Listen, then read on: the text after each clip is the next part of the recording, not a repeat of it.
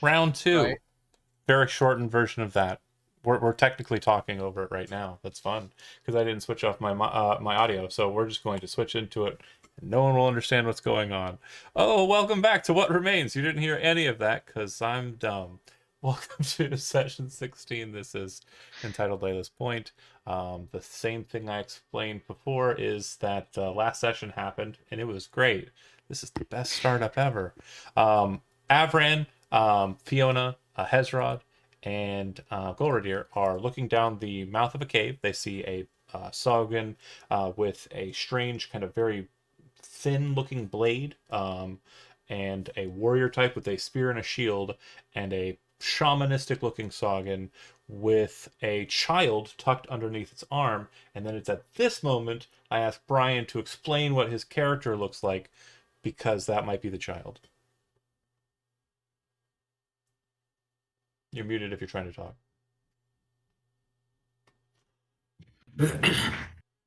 Hello, everyone. Hello. I am a halfling that has bright red hair, and he's awesome, and he looks like a child underneath this dude's arm. He appears to be tied up. The priest discards the child, setting him to the floor, and the three Sahuagin, to your attention, Alton, look out the cave and are no longer paying attention to you as you're kind of sitting there behind them. Meanwhile, as the ruckus begins, the conflict about to start, a lone individual, steps out of a house to look out at the shore. They don't see you yet, Caesar, but they will. Can you go ahead and give us a description of your character? Sure. Malika is a half-drow woman, half human, half drow. She has a dark, curly hair, and she's wearing what appears to be an armorized midwives apron. She, I don't know where she's at on the map right now, but you'll meet her momentarily, I guess. Yep. So up to the north of where they're kind of positioned near the buildings is where she is positioned. Okay, I see her. Okay. And I'm fixing her token, so it has all of the good stuff in it.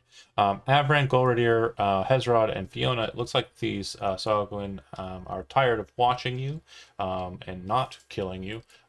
It is going to the time of the killing. So if you would be so kind, not just you four, actually everybody. Oh my gosh, roll 20. What are we doing today, huh? Sandy? Didn't know it was an option. Yeah, roll your initiative. I'll take it. And fight music. Let's go with this one.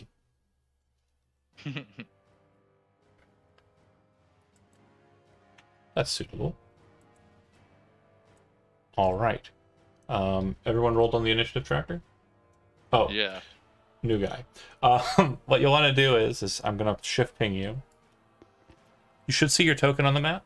Little blue token. Click it, and then bring up your character sheet, and then click on roll initiative. It won't auto-load your initiative into the tracker unless that's done. And if you did roll initiative and it was actually pretty good, I will give you, because you're new, either or. I'm trying to find my little character sheet. I'm using my Another fun trick is if you select your token, hold shift, and then double click your token. It'll bring up your character sheet. shift, double click, got it. Mhm. Character sheet. Initiative, bloom. Public roll. Perfect. Good job. All right. Descending. Oh, that sucks. It's not terrible. It's okay. It's better to get the bad rolls out of the way. I would like Golradir and Avran, since you're right down the barrel of it, to go ahead and make a perception check.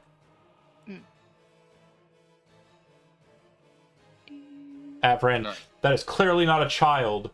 That is clearly a halfling trying to look like a child that was just discarded. And it also matches neither of the descriptions that you received for the children that are actually missing. That is a totally new, totally random child, and this is the second time you've met a child that is not the children you're looking for. And the last time didn't go over so well. So a reminder on that. Everyone's just gonna say, "Kill that child." kill all the children that aren't these two children. No. Okay. God damn it, another one.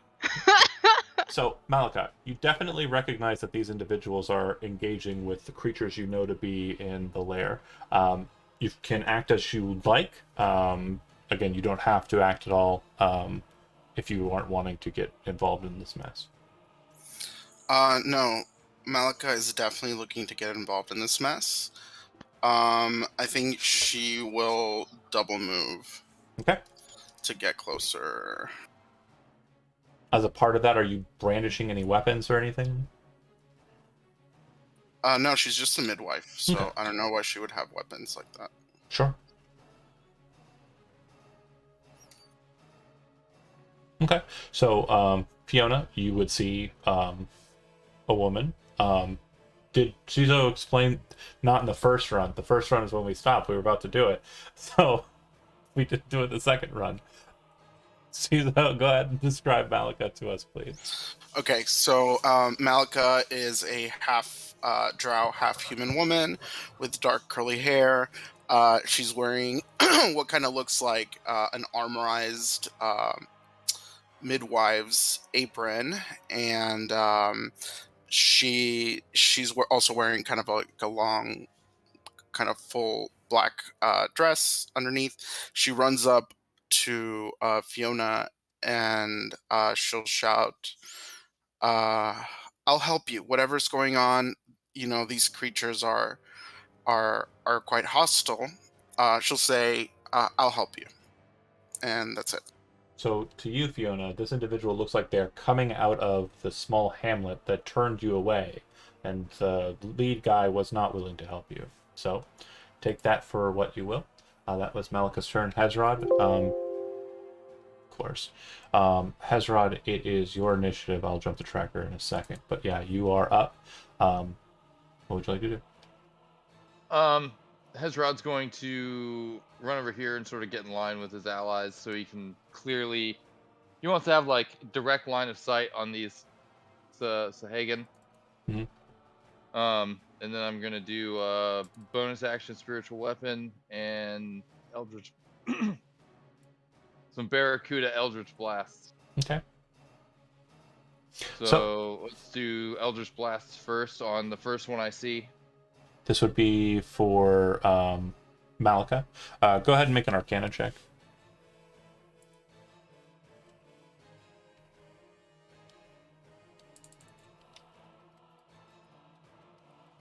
Okay. So, nothing strange about that. Some sort of arcane blast is being fired from this very large merfolk, who we'll describe momentarily.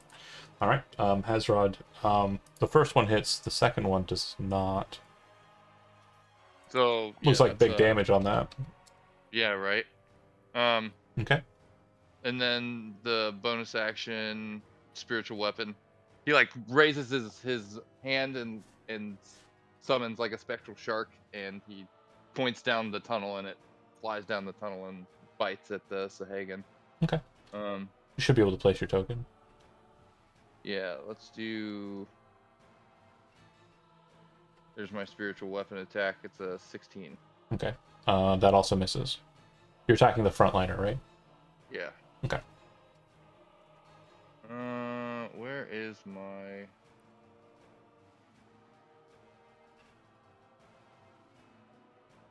All right. If nothing else from Hezrod, Fiona, you are up. Actually, I think you would have probably gone before him.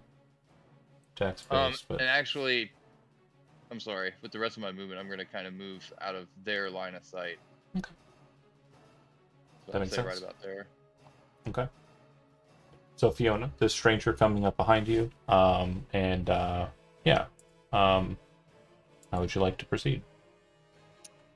Yeah, so I think Fiona's gonna kind of size up this new woman, and kind of think about the arrows she saw and remember Gloria saying that they were elves, right? Yeah. Drow?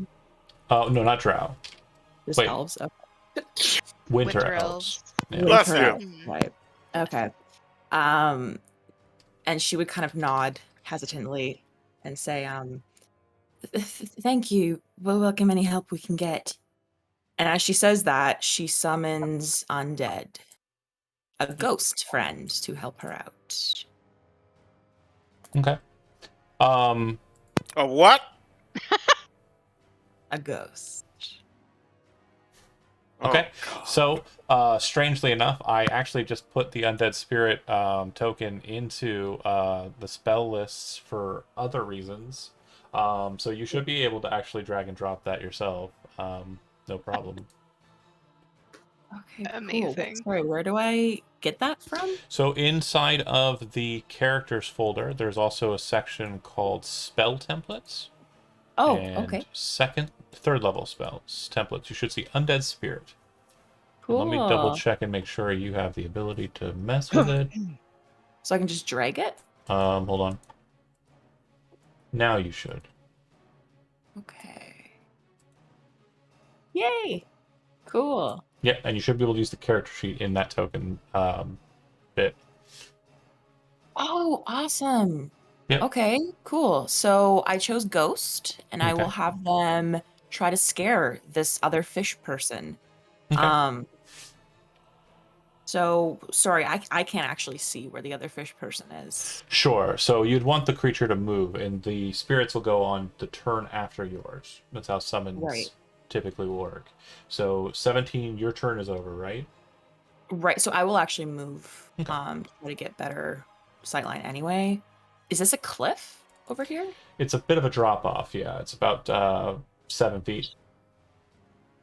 Okay. And they're going, so you know, like, this is the mouth here to the cave. So you're actually on top of the cave hole.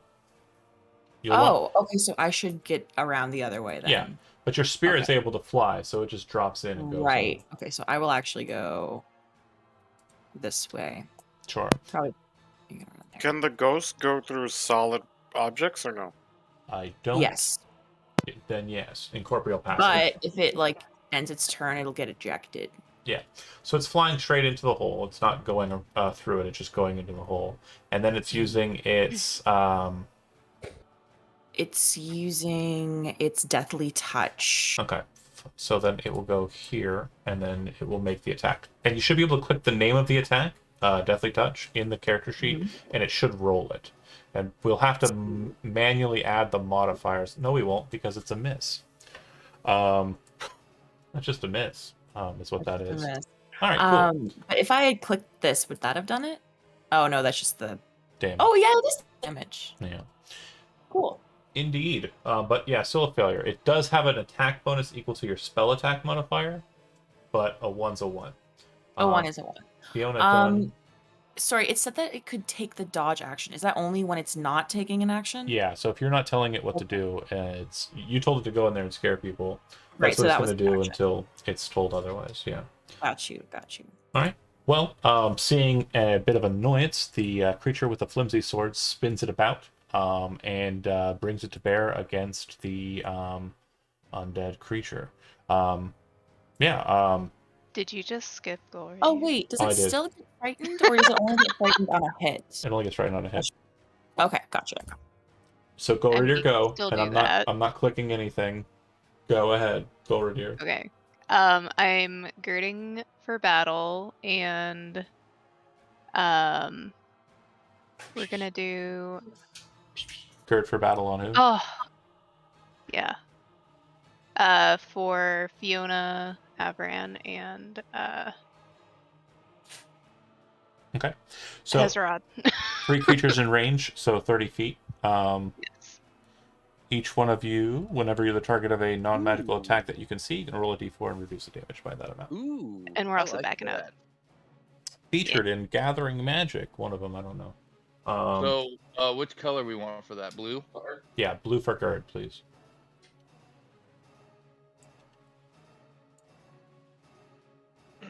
Fiona, blue. Damn, I kind of wish I would have prepared Bless. So back to me cutting this thing up. 19 and 21 both hit. The creature takes a total of 27 slashing damage. and it's not reduced due to. I don't think they have non-magical resistance, anyways. That would be pretty good, though. Let me check. Ghost. No, no special resistances. Okay, cool. All right, so yeah, cuts up the undead spirit quite a bit. Then you watch as it kind of very nimbly moves underneath the spiritual weapon and comes up behind with a second cut on the undead spirit. Then kind of turns his attention away from it and looks down out the way. The warrior rushes in at the spirit and will attack. Also hitting, and I believe that gets rid of the undead spirit. So 9 points of damage, yeah. Okay. And the priest will move out and cast a spell.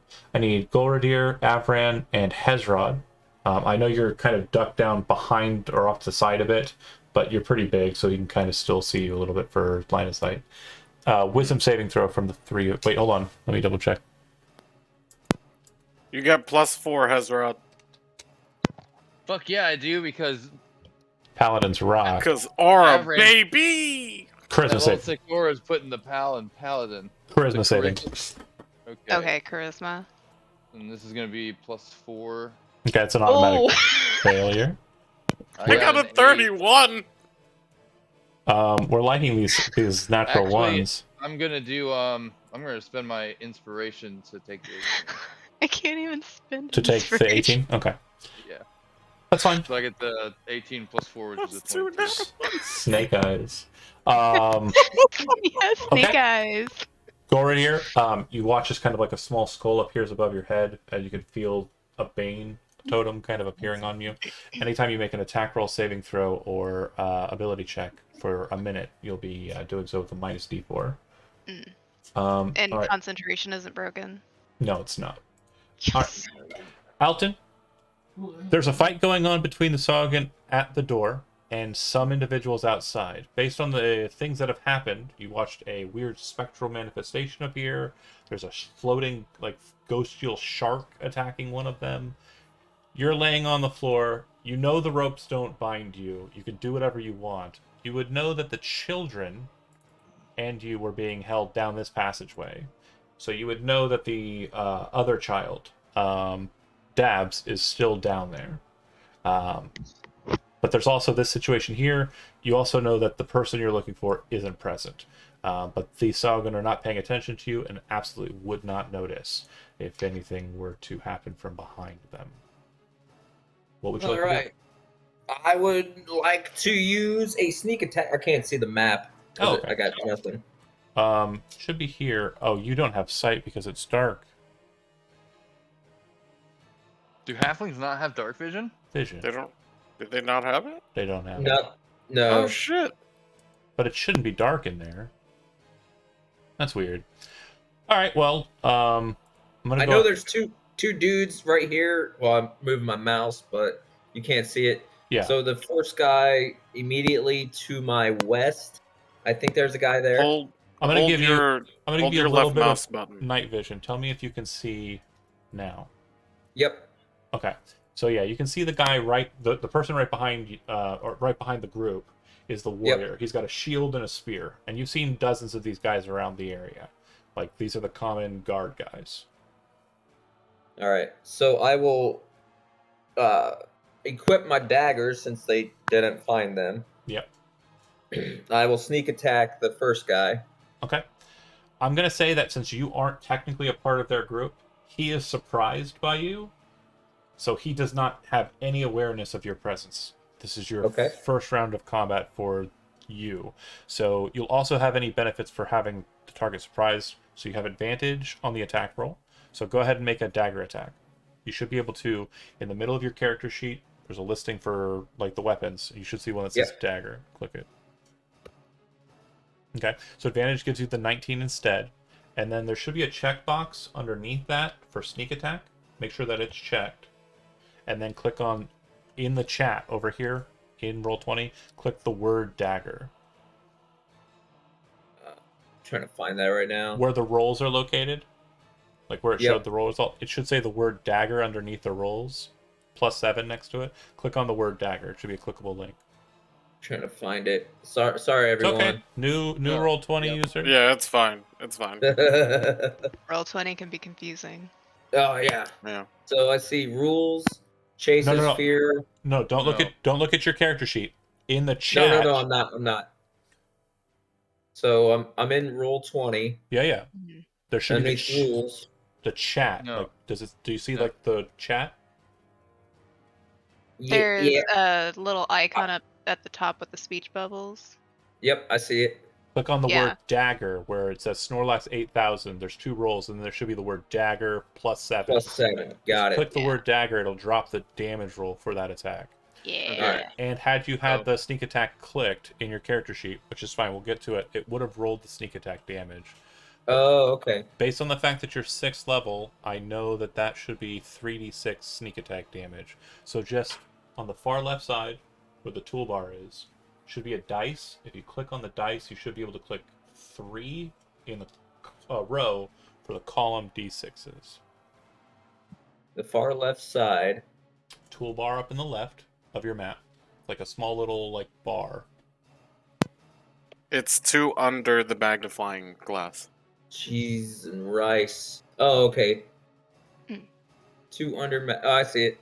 And then So it'll pop open like a little like window, Yep. and then you should be able to click the 3 next to d6s. Or yeah, that works. There you go. Hell yeah. So then it'll be the 5 plus 11 is a total of 16. All right. Let me make Chunked him. sure. Yeah. Okay. So you come up behind him, you stab him in like the back of the leg, trying to kind of like bring him down, and you're hopeful that that'll just kind of knock him unconscious, but he is still alive, just bleeding horrendously out of his leg, and kind of making a sound as he's being kind of pulled backwards towards you. That's your attack. You still have a bonus action and All about right. 15 feet of movement. I would say in your current position, there really isn't much. I said you had him surprised. You could move away from him. 1, 2, 3. Kind of over here. And if you do you know that, what? Let's be risky and go after him again. well, you can't make a second attack. Oh, You're a okay. rogue. Yep. Monks make lots of attacks. So let's move back to Yeah. the east. if you kind of pop over to this position, I'll let you make a bonus action hide, because cunning action. So Okay. just kind of move him over to here where I'm pinging. You should be able to see that ping. Awesome. And then click on your character sheet. On the left side, there's skills. You'll want to click the word stealth. And that should drop a stealth roll for you. And Avran, you're on deck, so go ahead and start planning. No. That's the right side, left side Oh, left side. of the character sheet. Up on the left side, there's like the skills. You see them? Oh, got it. Yeah. The word stealth in that listing should be Yep. Bloop. Cool. You move into the shadows. The Sahuagin doesn't appear to notice where you go. Avran, you're up. Okay. So before I do anything, on that little halfling man child, is there like a string or anything No? connected to him? No, there are no strings connected to him. You would notice that he just popped out of his ropes, no problem, Yeah. and stabbed the Sahuagin in the back of the leg, and then dove into the shadows and disappeared from sight. Yeah, that's very not Childlike. childlike things to do. It's Again, totally um, childlike. You know he's a halfling. It's almost All right. scarier that you can't see him. It's true. I'm going to use my bonus action to cast Divine Favor on myself. Okay. And then I will use my... Oh, jeez, where is it? I don't think I have a ranged weapon. I have javelins. You can Okay. move in. You can move up to this guy right here. No, we're It's gonna. I okay. want them You don't- outside. Well, I mean, it just, yeah. If you want to push in on him, we can do that. But if you want to wait, I can cast the spell and kind of soften him up. I figured you wanted to do something like that, so I'm just gonna throw 2 javelins. They both miss. So you do know that there's a child in there, Hezrod. You saw the kid, so You did not see him kill people. That's fine. Okay. I know what I'm gonna cast. I just you know, All right. I just want I to don't make have sure. to worry about yeah. Yeah. I know he'll be safely out of range. I just want to make sure you know the voice of Fiona is still with you. Like, don't Oh right, yes. don't over destroy stuff. Okay. Anyways, Avran, you threw a javelin, two That javelins. comes later. It looks like the guy up front is just cutting them in half as they're coming towards him. Alright, that's fine. I'm just gonna have my greatsword at the ready. All right. To the top. Malika. Okay, so I just remembered that I forgot to do my voice for Malika. Okay. So we'll do that whenever she comes up close again. Let's move. Those were all my javelins. That'll happen. Okay, so Malika will approach Golradir and say, "Hello, I'm just here to help. Don't worry, I'm not here to hurt y'all." And she will pop off a bonus action on this guy. Okay. What's the bonus action? Okay. And Hex is going to affect what ability checks? Let's do reflex. Okay. Or I'm sorry, dex. Dexterity, yeah. And keep in mind, it's just ability checks, not saving throws. So note that. Ability checks, Yep. not saving throws. That's dumb. Okay. Well, So the main purposes of it are to kind of contest someone who's trying to do something that's bad. So if you're trying to keep someone from grappling, that's a great spell. It's also a great spell because it does extra damage. It does. It does. So, and then she's very innocently going to fire off an Eldritch Blast. 12 doesn't hit, I imagine. You would no, you'd hit on the nose actually. That one. Nice. You said the one in the back, so yeah. Yeah, and so I think I have two. So that'll do extra damage from Hex, right? Yeah. And then we'll fire off one more. We'll click on the word agonizing Eldritch Blast so it drops the damage for it. Okay. Oh, there it is. So we're looking at a total of 13 from it. Okay, and then we're going to do another blast. Also hitting. I don't think that's adding the agonizing damage. It is raw die roll. Agonizing is charisma modifier. What's your charisma modifier? It's 4. I thought I had fixed my damn thing. I'll help you out with it a little bit. But all right, I'll fix the macro, and so then I have one more hex, right? Yep. And also the damage from the agonizing, plus 4. So 10, 14. All right. Okay, so the shamanly looking individual kind of moves up to the front and is looking at the spiritual weapon, looks outside, and you kind of look directly into his eyes. Avran and Golradir, you see kind of a strange like red cross appear above the creature's head, and from the red cross you see this kind of blossom of like wings before it kind of vanishes over his head. Then you watch as 2 bolts of energy, just raw eldritch force, fly in and slam into the creature, and it drops to the ground.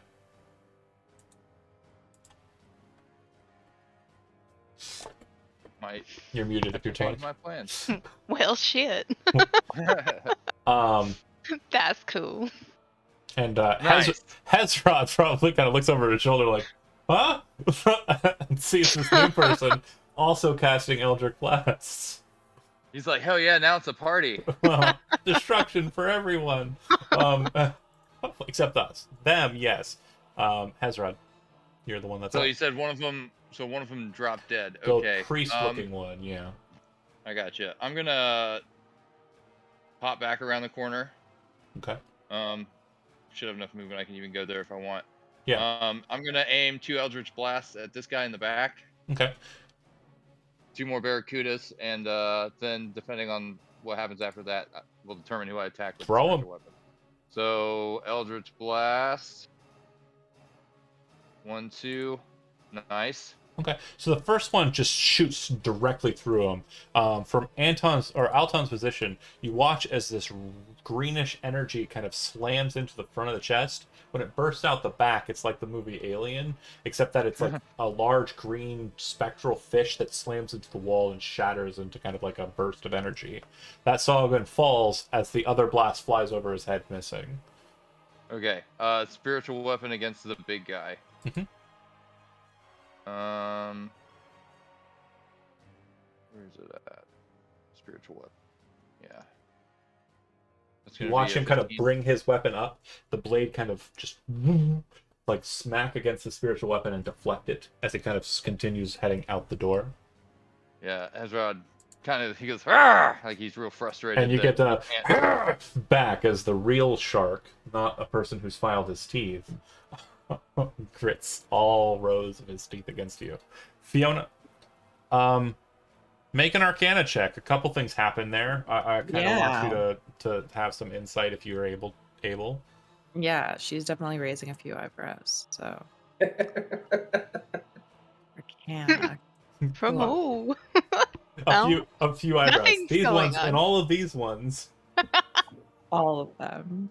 So you would know that the spell that was cast was Eldritch Blast, but you are familiar with the fact that Eldritch Blast is a raw and kind of like primal source of arcana, like a real drawing of the kind of dark winds, but it's not unique only to warlocks. Do not assume that, because you've got a white wind user, the cleric, casting the spell as well. It is just a purification, kind of like an unadulterated kind of burst of magic. The first spell that your new person cast is a little bit more telling of the signs of a witch. The spell Hex was cast. Which is not a bad word, by the way. It is not a bad word. It's just a person who learns magic differently than bookcasters or gains their power through some other source, which you're kind of familiar with. Okay, so yeah, that's what you would know just based on Malika's 2 spell castings. There's nothing identifying there yet, other than she's probably a natural caster. Yes, for sure. And how comfortable she was with dealing that much damage was also like a little concerning. So Fiona's gonna cautiously move forward to stand not behind her, but around Golradir. And now that she has a better view of these creatures, can she see that this one is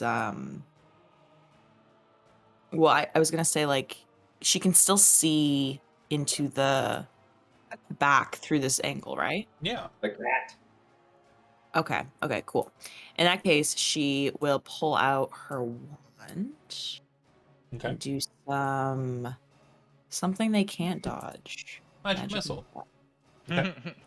Go ahead and cast it 2 more times if you're just casting it baseline. All right. So that's a total of 9. Okay. It kind of deflects the spiritual weapon, is stepping out. Fiona kind of rushes forward, wand. You watch as 3 bolts of force slam into the shark folk, and it is annoyed. Its attention changes towards her. Golradir. Well, I was hoping for more people getting hurt, but that's okay. That's okay. We'll just do spiritual weapon. I was really hoping to soften this guy up before I got into melee. And so far, we It's- haven't been able to touch him. You know, it's all good. So spiritual weapon 19 and Oh, do we have another spiritual weapon in this? yes, we have both. Hezrod and I have spiritual weapon, and I think you had it. Yes, you did make me one. Yeah, you should be able to pull it's yourself way up. towards the bottom. That 19 is actually going to miss him. What? Oh. Yeah. Oh shit! See what I'm talking about? What the fuck? Right? Okay. Also, I can't drag this. No worries. I'll figure it out in a second. Oh wait, no, I did. I got it. Just believe in yourself. Or did you do that? I didn't do it. Oh. Oh god. Okay. I was trying to put it next to the guy you cast it near. Oh, yeah. It's actually, you got a couple out here. Oh shit. Just spiritual weapons galore. I couldn't see it. It's spiritual. So yeah, the shark folk, the Sagan, is going to rush forward. I would like Avran and Hezrod to both make opportunity attacks. They're made at disadvantage. Interesting. Is one of those shark folk the ones I hit in the back of the leg and can't really walk? Yeah, that one got blasted by.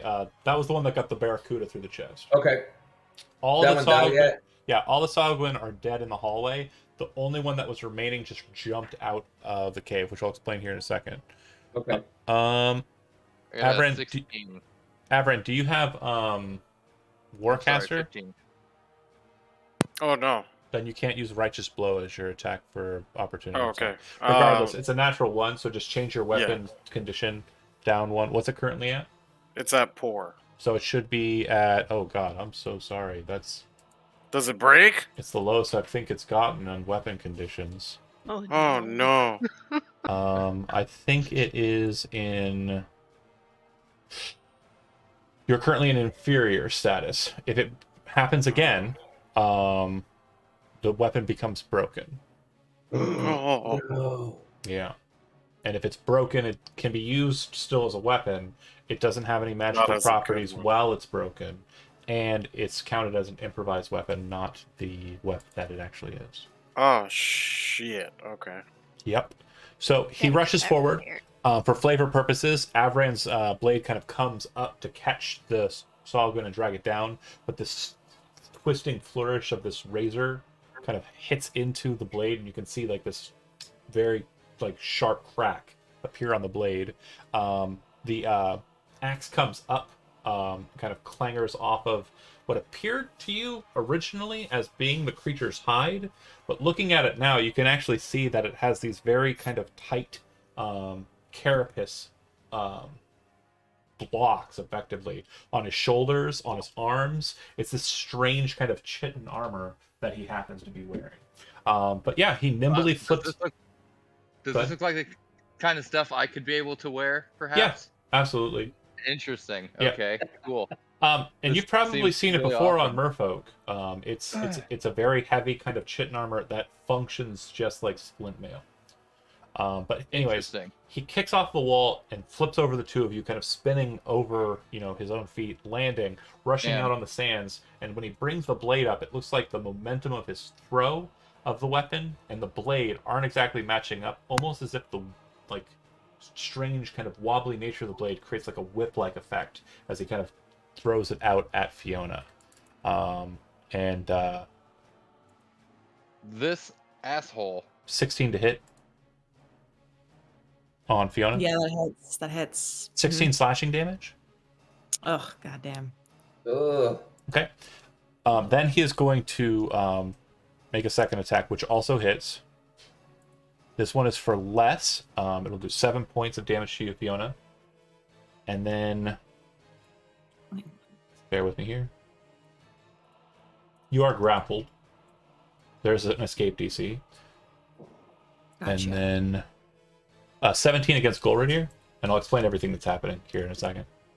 That hits, right? Yeah. Yeah. You'll take 11 slashing. So he rushes out, does the flip, lands in the sand, rushes out towards Fiona, whips the blade out, strikes her kind of like in the side of the face, and then rushes forward as she's kind of like moving to the side to like feel the pain, and its whole head and mouth just slam into Fiona's shoulder. You hear the sickening kind of crunch as it picks her up and moves her aside, holding her in her face, and with his offhand just slashes out at Golridir, slashing across his meticulously just muscular chest. No.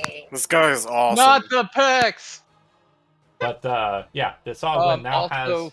But Sorry, Fiona's under the effective gird for battle, so that would reduce Yes. the damage. Oh by- yeah. roll a d4 3 times. I forgot. I was. Or is it the first time? Let me double check my own spell. think it's each time. Each time, yeah. Where to go? Yeah. So, yes. Yeah, You'll- yeah. Fiona. 8 less damage than you took before. Oh, hell Gotcha. yeah. Okay. Shogun's done. Alton, you're in the shadows. They're dead. And one fact I didn't tell you before, but I'm going to tell you now because I figured it'd be more surprising as you realize it. This place has about 18 to 25 Sahuagin inside of it. That 3 that are out there hardly represent all of the creatures that are in and are probably slowly stirring to become combat ready. You can actually hear down the cave passageway to the north of you that they are doing just that. They are mustering, getting ready to defend their alcove. And as I mentioned, the small little kind of cave passageway this way, just inside there's like a little tiny room, not needed for like the mapping, but inside of that room is the child Dabs, who I explained to you. All right, so I'm going to move. My movement is 25. 25, so each block represents 5, right? 5 spaces is the number of spaces you can move. And you can Two. bonus action dash too if you want to move faster. 4, 5. So let's bonus action dash. Okay. Try to go out the cave. You could get, if you do it right, you could get to either of these spaces here in front of Avran and Hezrod. So let's go here. Okay. I still can't attack, could I? You could throw your dagger. Let's attempt to throw the dagger at the dude. Okay. Now, these people are not technically your allies, but for the purposes of if they're not your enemies and they're attacking your enemies, they're basically your friends. Yeah. Yep. You'll have sneak attack damage on this. So on your character sheet, make sure there's a check mark in the sneak attack block. Sneak attack block. That would be on right underneath your attacks in the middle. All right. See it? I'll find it. Believe in yourself. I promise. There it is. All right. And then So now you'll just click a dagger attack, and it should have the damage automatically applied. Perfect. Now you'll click the word dagger on the chat. 23 to hit. Yep. All right. So this halfling comes rushing out, kind of like squeezes in between Avran and Hezrod, then steps off to the side and whoosh, throws out a dagger. You watch as it hits the Sahuagin in the gills, and it kind of and it drops Fiona into the sand as it's like stabbed in the throat.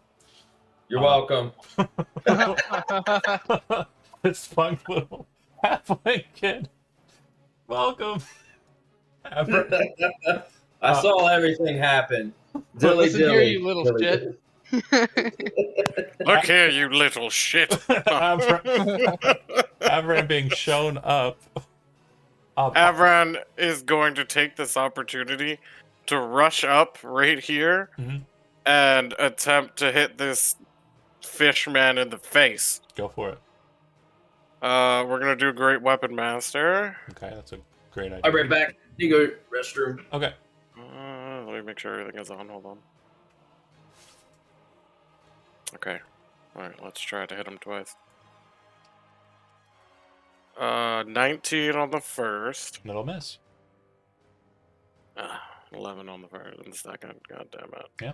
You kind of like bring back and like telegraph the swing as you kind of drive it in, and you watch as he kind of comes in, catches this weird wobbly blade, deflecting each of your attacks. Alright. Fuck that guy. Malika. Fuck that guy. The person who just rushed out before you, and now that you kind of have a look at just about everyone, we've heard Alton's description, so we know basically how that halfling looks. And I believe I have a handout for him, so we'll just go ahead and get this out of the way. Player characters. Alton. Show 2 players. He's a halfling. Gingery hair. And knives and stuff. And then we described Malika. who looks very awesome. Dagger not included at current. I'm assuming the spellcasting focus is out though. Yeah. And then you see Golridir, the handsome elf with the muscly chests. You also see Fiona, who we discussed for button knots. And Hezrod, who is a massive merfolk. But the most important one at the moment is Avran, who appears to be a holy swordsman. And you would be familiar with holy swordsmen as representatives of the Atavian tradition, or the god Atavius. Law and order and holy justice. Destroy all the evils and all the disorderly things of the world. You two will be best friends. I can see it now. It looks like he rushed out to stand and defend you from the Sahuagin, so that's a plus. Don't hit the little dude. Don't hit me. I didn't do nothing.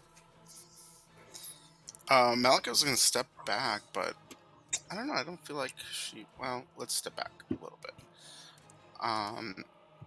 And I'm gonna shift the hex onto This one. the remaining dude. Okay. And we'll do 1. A 14's gonna miss, I'm assuming. Yeah, correct. So this is a very interesting technique that you watch as the bolts are kind of coming in. You watch him bring the blade up and turn it so that it's flat to face you. And you can see that this very thin sheet of metal is kind of reflective. You watch him as he kind of glances it to the side and glances to the side, causing the Eldritch bolts to slam into the sand behind him. Okay, and we'll I guess, do I have to keep the same ability if I flip the I don't hex believe so. onto him? I think you can change it. So it could be strength, I guess. Okay. Malika done. Hezrod, you're up. Motherfucker. I guess as part of my bonus action, I'm gonna move my spiritual weapon closer. It can only move 20 feet. So Yeah. that'll be here. I'm done with this guy's bullshit. So Hezrod's gonna come in and with his axe over his head, I'm gonna cast a couple different things. We're gonna do Fateful End. Okay. So melee attack.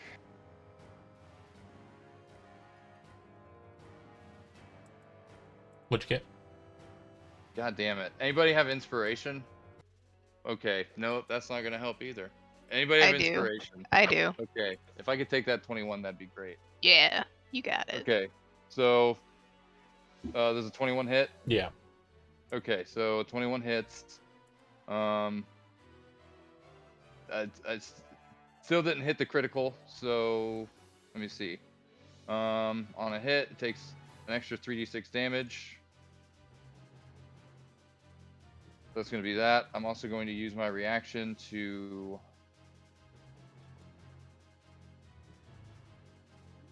Omen of the Forge for an extra 1d10. And then I'm also going to Embrace Oblivion for another 6. Okay. And you're done? Yeah. Yeah. So you kind of bring the blade up and strike him across the face, and you kind of hit where that dagger is kind of stabbing in his neck. His head kind of tilts to the side, and as the blade kind of moves past him, you're expecting the next sight to be like him falling to the ground. Instead, it's him moving his head back up and growling in your face. Hezrod, you're done. Fiona, you are up. Okay, so seeing that glint of metal, Fiona's gonna reach out her hand and, of course, do the one thing that gives her advantage. Shocking grasp. Yes. Sorry, I didn't mean to pause for dramatic effect. My page wasn't loading. But yes, shocking grasp. Oh wait, it didn't come across as if the target is wearing armor made of metal, not if he's holding a metal sword. Then it's advantage. Yeah, so it's just regular attack. Oh, nuts! I thought that it was metal The armor. sword is what he'd use to deflect the Eldritch Blasts. It's okay. Unfortunate. It's fine. You reach out to kind of grab at him. He kind of moves to the side. Go right here. I thought you were going to heat metal on his sword. I forgot if that was That a would've thing been that you cool. had. It's not, but I do have that spell actually. Go right here. So we're going to do Healing Word on Fiona. And then we are going to... Where did my spiritual weapon go? There it is. You got to We're move it gonna 20 feet. You can't move it more than that. You won't be able to get to attack with it this turn. Yeah. That's fine. Okay, that's it. Okay. Actually, no. I'm gonna move back too. That's fine. Towards the water. Okay. So it looks like he is going to be casting a spell. Yeah, I think that'll be fine. Cool. I would He's like doing what? casting a spell. Oh shit. Everybody who's adjacent to him make a dex saving throw. Counterspell. Okay. You just counterspell a cantrip. Ooh. Oh. So congratulations on wasting the resource. I'm okay with that. But you watch as he's kind of like bringing the blade up. He swings it out, and he's expecting there to be something that happens. But you watch as it dissipates, and you can see Malika kind of like drawing the magic away. You see him a bit confused. He kind of looks over at you like... And then he's going to, as a bonus action, make a single attack against Hazrat.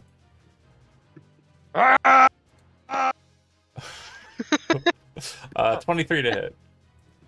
For 10 slashing damage. 23 hits, 10 slashing damage. Yep.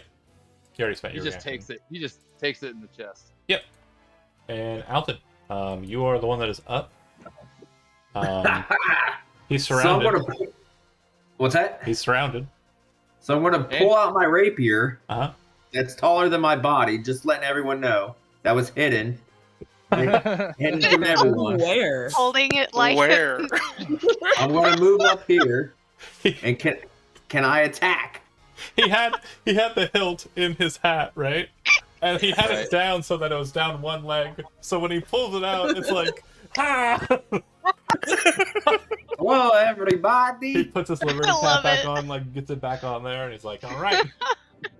All right, guys. He uses a short sword as a great sword. That's pretty ingenious, not gonna lie. It really is. All right, I gotta find my rapier. It should be on there. Let's see. There it is. Yep. Amazing. And that's gonna work. Wow. Go ahead and click that damage. Get his ass.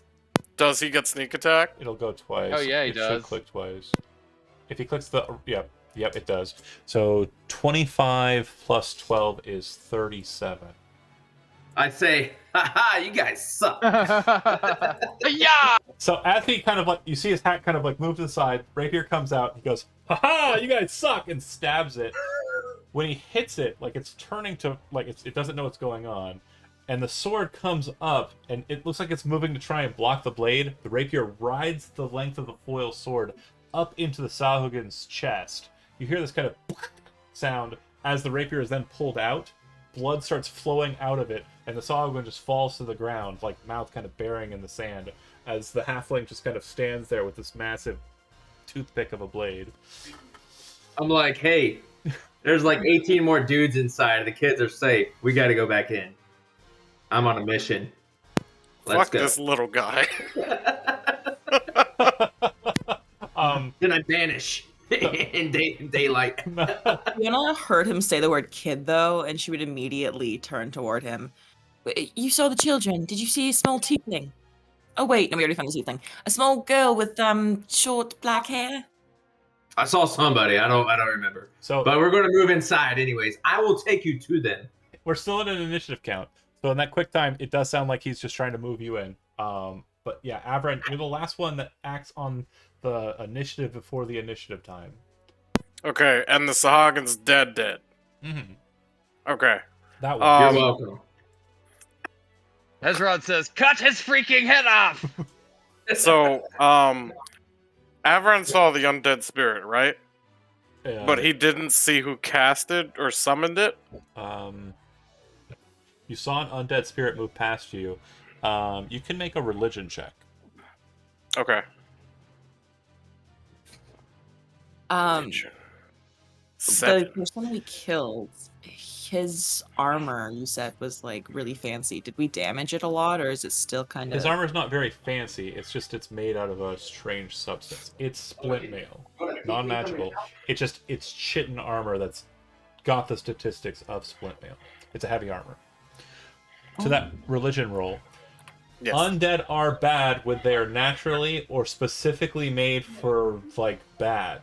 There are various classes of undead that you are aware of in your religion. And there are members of the Osirian tradition who are known as binders who will use undead to destroy evil things. So you're not sure if it's bad, you just don't know who did it. And since he rolled really low, Fiona, you would also know that lore. So if it does come to conversation, you will win the argument. I mean, he doesn't know who casted it, so he's just gonna like stand there with his sword out, still ready to fight. Absolutely. Be on your toes. There's a necromancer about. Exactly. Anything Can I else? pull my dagger out of that dude's neck? Yeah, I'll allow that. But again, we're still in combat technically. Avran, you have anything else you want to do besides question the? No, that's it. That's it. Cool. You then see about 4 Sahagin exit the cave to the north of you, kind of moving out into these bushes. They appear to have some sort of strange artifice that appears to be made out of bone, and they're loading what appear to be javelins into this strange artifice. You see another a-hole with the crazy wavy sword come out of the door. Almost looks like they're related. Like they look identical. And 2 more warriors pop out of that doorway. Does that look like the dude I was looking for? No. The guy you're looking for is a regular ass human. He's a death cult. They were holding the kids. They're holding the kids here for transportation to a hidden location. And you didn't know where that was. So Malika, you're first on the docket. It looks like more sharks are swarming. And I think this is what I want. There's blood in the water. Yeah, sure. Let's do that. Okay, so Malika's gonna move back here. Will she get cover from the archers if she like puts her back up against that little cliff? Yes, because it's 7 foot high. All right, cool. And then she can still see this dude. And we know that Eldritch Blast is not that helpful, so let's try this.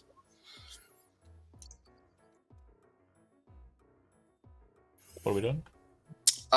It's a mind sliver, so I need an intelligence save. Oh my gosh, okay. So Fiona, I'm pretty sure you automatically know what that spell is, right? Yeah. All of her eyebrows are just like through the roof right now. This is on this will do. Okay. Fiona, you only have 2. You don't know my eyebrows. Terrible. Do you add what's his name? I forget what's his name. What do we name him? What's this called? Seymour. Seymour, that's right. Yeah. Also, I move. Go ahead. And I use my bonus to put the hex on him. Okay. Yeah, so he'll take the damage, and Mind Sliver, if I remember correctly, also means that the next time it makes a saving throw, it'll have a D4 penalty to the throw. It sure does, and let me give him some extra damage. Okay. So, Fiona, you see the red X appear above its head again, and then split into wings, bloody kind of wings, and then that disappears. You recognize it as a hex. You would note, too, that that shard kind of appears. His appears to be a bit more like solid black than yours. And when it kind of enters into the Sahugin's mind, it kind of has like a strange kind of rupture that's almost like feather-like coming from the top of it, like energy kind of like bursting off of the head that's kind of floating away like feathers. But the sliver appears to have connected, so you would know the benefit of that. It's an old midwife's trick. Don't worry about it. Hezrod. He looks both ways. He is he aware of these guys up here in the woods? I'd say so. Okay, so he sees them and he sees that there's people coming down this hallway as well. So he as part of my bonus action, I'm going to send my spiritual weapon back down that way, but we'll take care of that. First, he moves up here and he heads to the top of the stairs. Mm-hmm. He kind of takes a moment to like kind of eyeball the distance. Mm-hmm. Then he takes a deep breath and just goes bleh! And just like basically pukes up a fireball and it like arcs through the air. I'm gonna cast it basically centered right So you're hitting there. them all. So he's gonna be encompassing this area and hopefully anything that's coming down the hallway. Okay. So I'm also gonna be using my Annihilating Edict to maximize the damage and ignore resistances and stuff. Okay. Throw the spell. It's maxed. Right. So 48, I believe. Yep, 48, and there's that. Okay. Most of them fall to the ground, burning in agony and dropping and dying. One of them seems to stand normally, and you can see that similar kind of glint of strange foil metal blade. It appears to be one of their blade masters. Hezrod, bonus action moves. What about whatever weapon they were trying to put together? Oh, that was the three guys, the three ones that you were able to see, and they all dropped their weapons. Out of character, it's a piece of artifice that allows you to throw javelins further. I forget what it's called. I have them. Oh, Adelatl. Yeah, that's right. Sorry, you made it sound like it was a some sort of mechanical like thing. Sorry, no. No, it's fine. Either way, that's taken care of. So Hezrod kind of takes a moment to admire his handiwork, and then he moves back down here to the beach. And do you want to move the blade or the shark? Yeah, shark's gonna move in here, make an attack against that guy. Yep. Still don't have a spiritual weapon attack. Oh, there it is. Okay. So that'll hit 24. him. Yeah. For 4. I'm gonna use another Embrace Oblivion, do another 6 damage. Okay. So that's 10. Great. Hezrod done. Fiona up. Okay, so following the same logic that they had about the archers, she's gonna kind of press herself toward this. Would this give her some cover? From the stuff up to the north? Yeah. Mm-hmm. Okay, sick. And then noticing what her new mysterious friend did, she's going to try to force that person to make a con save. Okay. The zapping sting. Zapping sting. Con at disadvantage, or con at minus d4. No d4 needed. It's a failure. So that'll work. Cool. It's another prone. And Fiona, you kind of glance back at Malika, then kind of move to look at the situation and send the sting into that kind of same kind of sliver, and you can see the effects immediately as the Sogwin falls to the ground. Its strength sapped from it temporarily. Malika waves like that. And there's this kind of like look, and at that moment, Malika, I want you to make a perception check.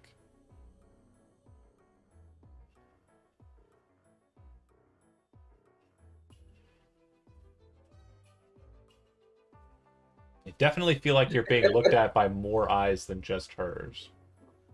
But I won't give you much more than that. Fiona done. Golradir up. So since we got these boys, we're gonna move our spiritual weapon back in as well. Also move in and blow out an attack.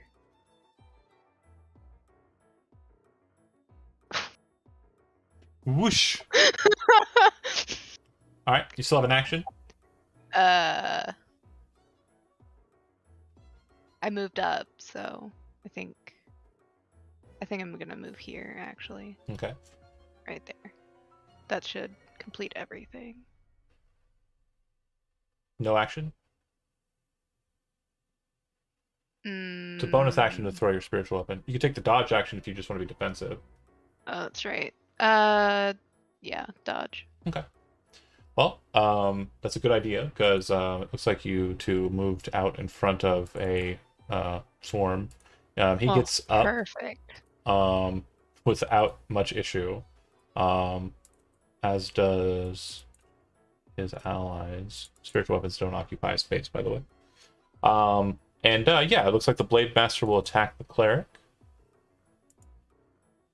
15 to hit. Yeah. 24 and 21. Wait, did you take the dodge action? 15 is the lower of the two. 17 is the lower of the two. It will actually matter for the third one. Thank you for reminding me. Excuse me. So 2 attacks of the 3 attacks hit. A total of 17 damage on Golridir. Oh, okay. And then the 2 warriors who are coming out to play a... Warriors! Come out and play! That's exactly the reference, yes. Will come out with spears. And they are rolling their spears. Both will hit, and both will do 3 damage. Sorry, don't tell me yet. Don't tell me yet. Okay, sorry. She's going to ward herself against one of those attacks. Okay, so the first one or the second one? Oh god, first one. Okay, so that will miss then, because it grants disadvantage. The Yay. second attack will hit. It'll do 3. Roll a d4. Oh, right, d4. So can you tell me which one missed? Because now I have advantage against the next attack. It's the one to the right of you. Right. Oh, so this one? Mhm. Oh, wait, it did my toggle. Perfect, thank you. No. All right. So I've been done. Alton, you are up. The fight has shifted over back to the cave hole. It looks like the spellcasters are once again in danger. What would you like to do?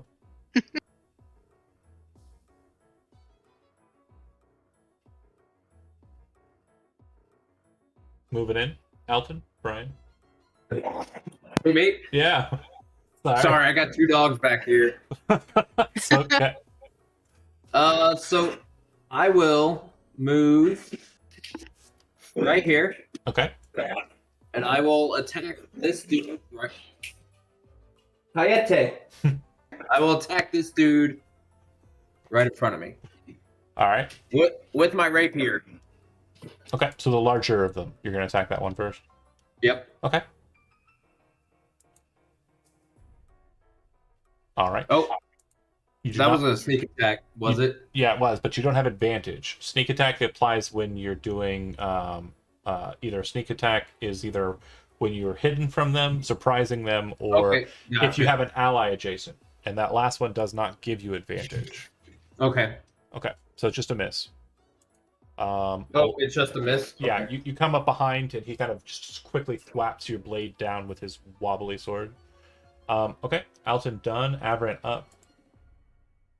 Looks like you're pre-moving. Go ahead, Jonah. No, I was trying to do that thing where you could move the token and do the line. Yeah, so you hold the token up, and then once you get it to the new place, press space bar. Oh, okay.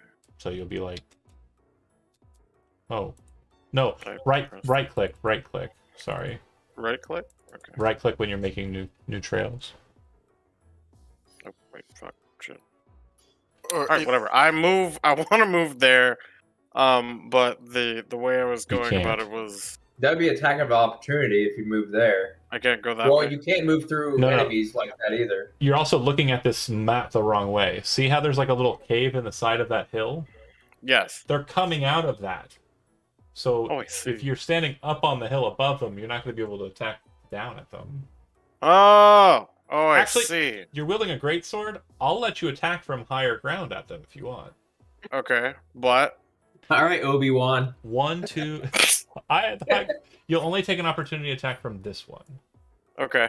You're gonna run up that little rocky pile, hop up onto the high ground, spin around, and bring the blade down at them, right? Yeah. Perfect. Good tactics. Good tactics. It's over, Anakin. I have the high ground. Okay, so spear attack will miss. Actually, it'll miss so bad. Like as you're kind of moving up, you kind of put the sword in front of you, using it like a shield, like you've been doing, and the spear kind of hits against it. You hear it kind of rest in the fuller, and you kind of push the blade forward. Suddenly, you hear the snap, and everyone watches as the spear is broken in half as he rushes up the hill and kind of gets up under that position. Blade up. I'm looking at the halfling while I just broke that spear. Look, Hey, I'm don't I'm look at me, sort of- bro. Don't I'm look at me. thinking, do that. I'm also cool. Believe it. Don't worry. I'm gonna make it Great Weapon Master. I'm just gonna see if I hit. Are you attacking the one that broke its spear on your sword, or the larger of the two, the knight? The first attack is gonna go on the one that just tried to hit me. Okay. The little spear guy. I mean, they're still about 6 foot tall and made out of shark, but yeah. He's little to me. That's a 12. No, 11. I'll give you a +1 to attack for attacking from a high ground position. So 12. 12. That'll hit. Yeah. So yeah, that's You kind of take the spear, break it, rush up to the top, and then just bring your blade down in like a sweeping, scything arc, and you watch as like the throat and like jaw of the thing is cut to oblivion. Oh, dead. Okay, He's cool, very cool. dead, yeah. And then your second attack? Second attack is gonna be on the guy next to him. Still +1 for high ground. No! And, yeah, it looks like you're going to be breaking the sword. Son of a bitch. And as you kind of bring the blade up, he kind of like throws his weapon up in kind of like a spiral motion. And you watch as it catches right at about the hilt, then slides up the blade, hits that part where you saw the crack, and the top of the blade goes flying off and slams into the sand, like closer to the water. The sword is still usable, but like I said, it's no longer magically propertied, and it no longer counts as a greatsword. It's an improvised weapon. Okay. Throw it. I'm about Throw it to. at somebody. That's all of your. That's all of your throws. That's all my turns. That's it. Malika, you're up. All right, let's just keep setting this up. That'll be on this guy. Damn, that sucks. He broke Avran's sword. I didn't do broke it. my sword. He did it. Does he pass his save? He does not. And you were doing it on the same one. Yeah, so that'll be 8 total with the hex. Yeah. It's not a hex. That's a dirty word. Is it 1d4? Or It is. just Uh, for the improvised weapon? correct. Okay. And that's gonna be 8 damage. And next saving throw, he makes his -1d4. Okay. Malika done. Hezard up. Oh yeah. I'm just gonna run in here. I'm gonna War Fury this little guy up front, and I'm gonna move my spiritual weapon into spiritual weapon the big guy. Okay. So let's do a War Fury attack against that first Hagen. 16. Will hit the little guy. Okay, so that's 13 damage. He's still standing. And then let's do that bonus action spiritual weapon against the big guy. Mhm. He is a 15. blocking machine. All right. Fiona, you're Yeah, up. that spiritual weapon has not done hardly anything. Yeah. Neither has Avran. Sometimes it be that way. At least it didn't break in half.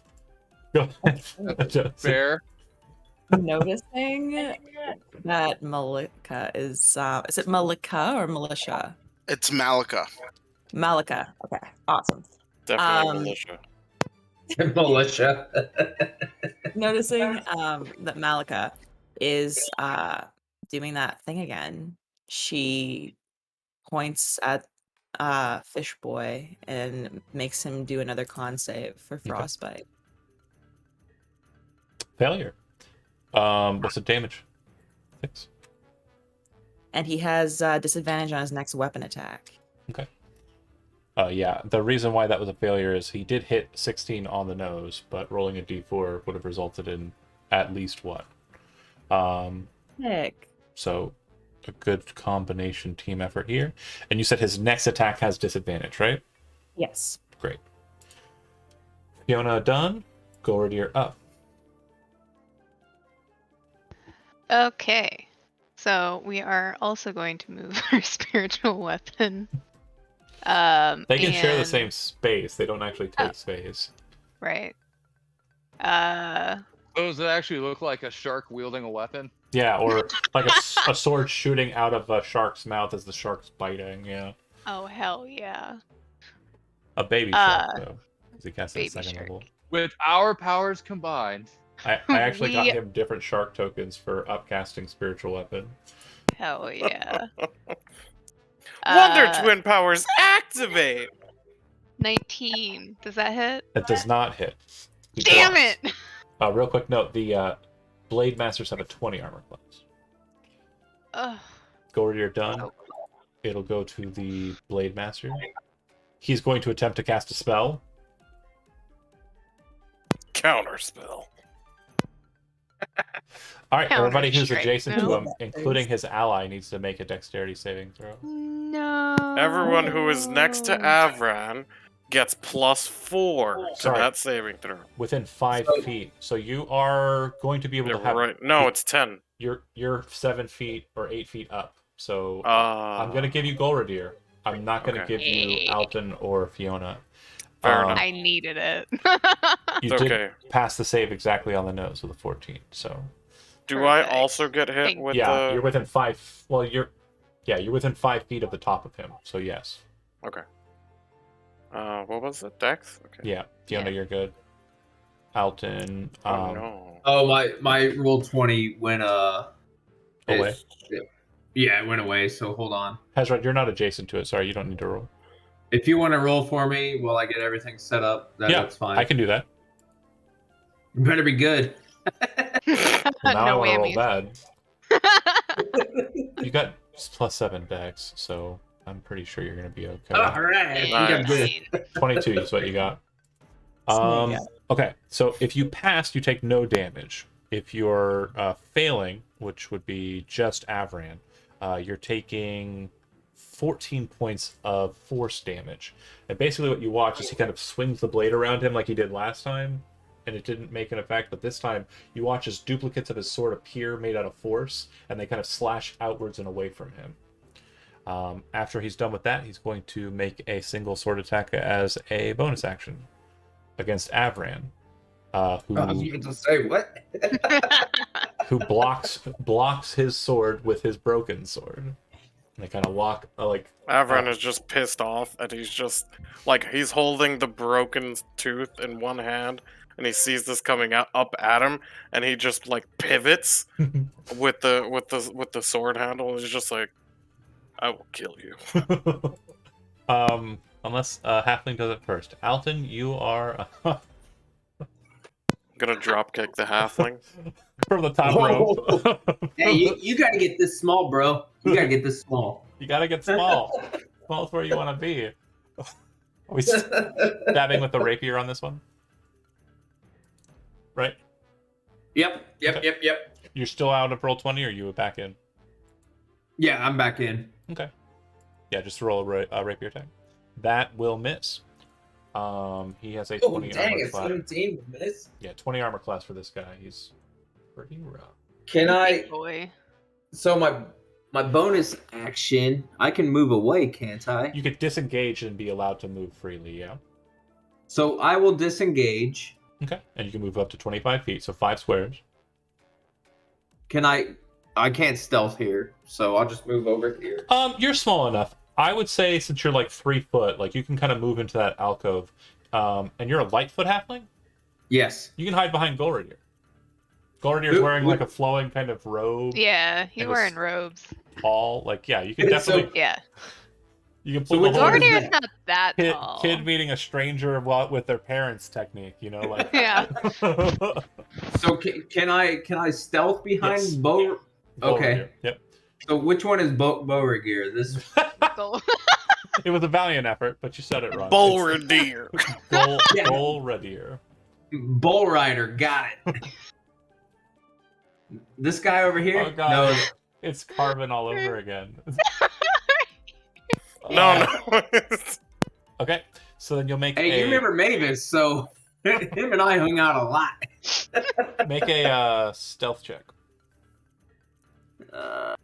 Hold on, I know where it is this time. Yep, Hold on, I gotta find it again. I'll believe in you. Skills on the left side. You've got this. Oh, 30. Wow. you are invisible. Oh! You're basically just no longer present. Even the gods can't see him now. What's that big man up there on the rocks? What's that? Can't drop kick what you can't see. Where'd it go? All right, so Ah! invisible, and Avran, you're up. Your weapon is broken. Yep. Yes. Avran is going to toss the tooth of the 100-handed one to the side, and he's gonna pull out old reliable if he can. You're discarding it, like you are just done with the weapon, right? Is that the Yes. mentality? The second it Yeah. hits the sand, it kind of hits blade in. You watch as a hand manifests out of nowhere, grabs the hilt, and draws it into the void. Excuse me? Your Oh sword's God, gone. no. Like magic? Like a big ass hand, which looked similar to one that had hundreds of them, took the sword away. He just pulled it. All right, fuck it. I'll fuck it. I'm He just said gonna pull mine. out. He really did. I'm just He's gonna like, pull yo, out if you all want reliable. this back, you know where to find me. Really though. All right, so yeah, all reliable and myself. Yeah. Did 20. Yes. Finally. And now I'm gonna dump a divine smite into him. Oh wow, that's really bad on the divine. Yeah, I know. Yeah, that's Oh no, that's without divine smite. no. The divine favor roll was a 1, Oh, yeah. so Yeah, I 11. know. So It's bad. 20 so far. Yes, and then where is my divine smite? It is 2nd level, so 3d8, 16 damage, 16 extra divinity damage. You discard the tooth and draw out, your great sword, which is also a bit rusty. You bring it down, swinging hard. You watch as it bites into the ear and cranium of the creature. It kind of clips right off the top, blood splattering out from it onto the sand, some hitting near Golradier's rocks. But it turns his attention as the flash of radiance kind of bursts out, kind of looks up at you like you are now the threat. Your second attack. Yes, sir. Also at the penalty. Okay. No. Is that another one? Oh, okay, good. No. I was like, shit, we're breaking all the swords. We're not I breaking hate 2 these. great swords. I hate these things. They suck. Avran done. Malika, you are up. Okay, so on this dude, He is pretty well wounded. he's busted up, so let's do this. Did I chat it? Okay. That would be hilarious. Oh, it's doing the. Oh no, it's not doing the thing. It did 2d12. Okay. All right. Does he make his save? He does not. So he'll take 6 damage plus the d6 from. So that'll be 8. Still standing. But you watch as kind of a bell of necrotic energy appears above it, tolls, and it kind of causes his body to shudder underneath. Malika done. Hezrod up. All right. I guess we'll do the same thing we did last time. I'm gonna melee attack the guy in front of me and spiritual weapon the guy behind him. Okay.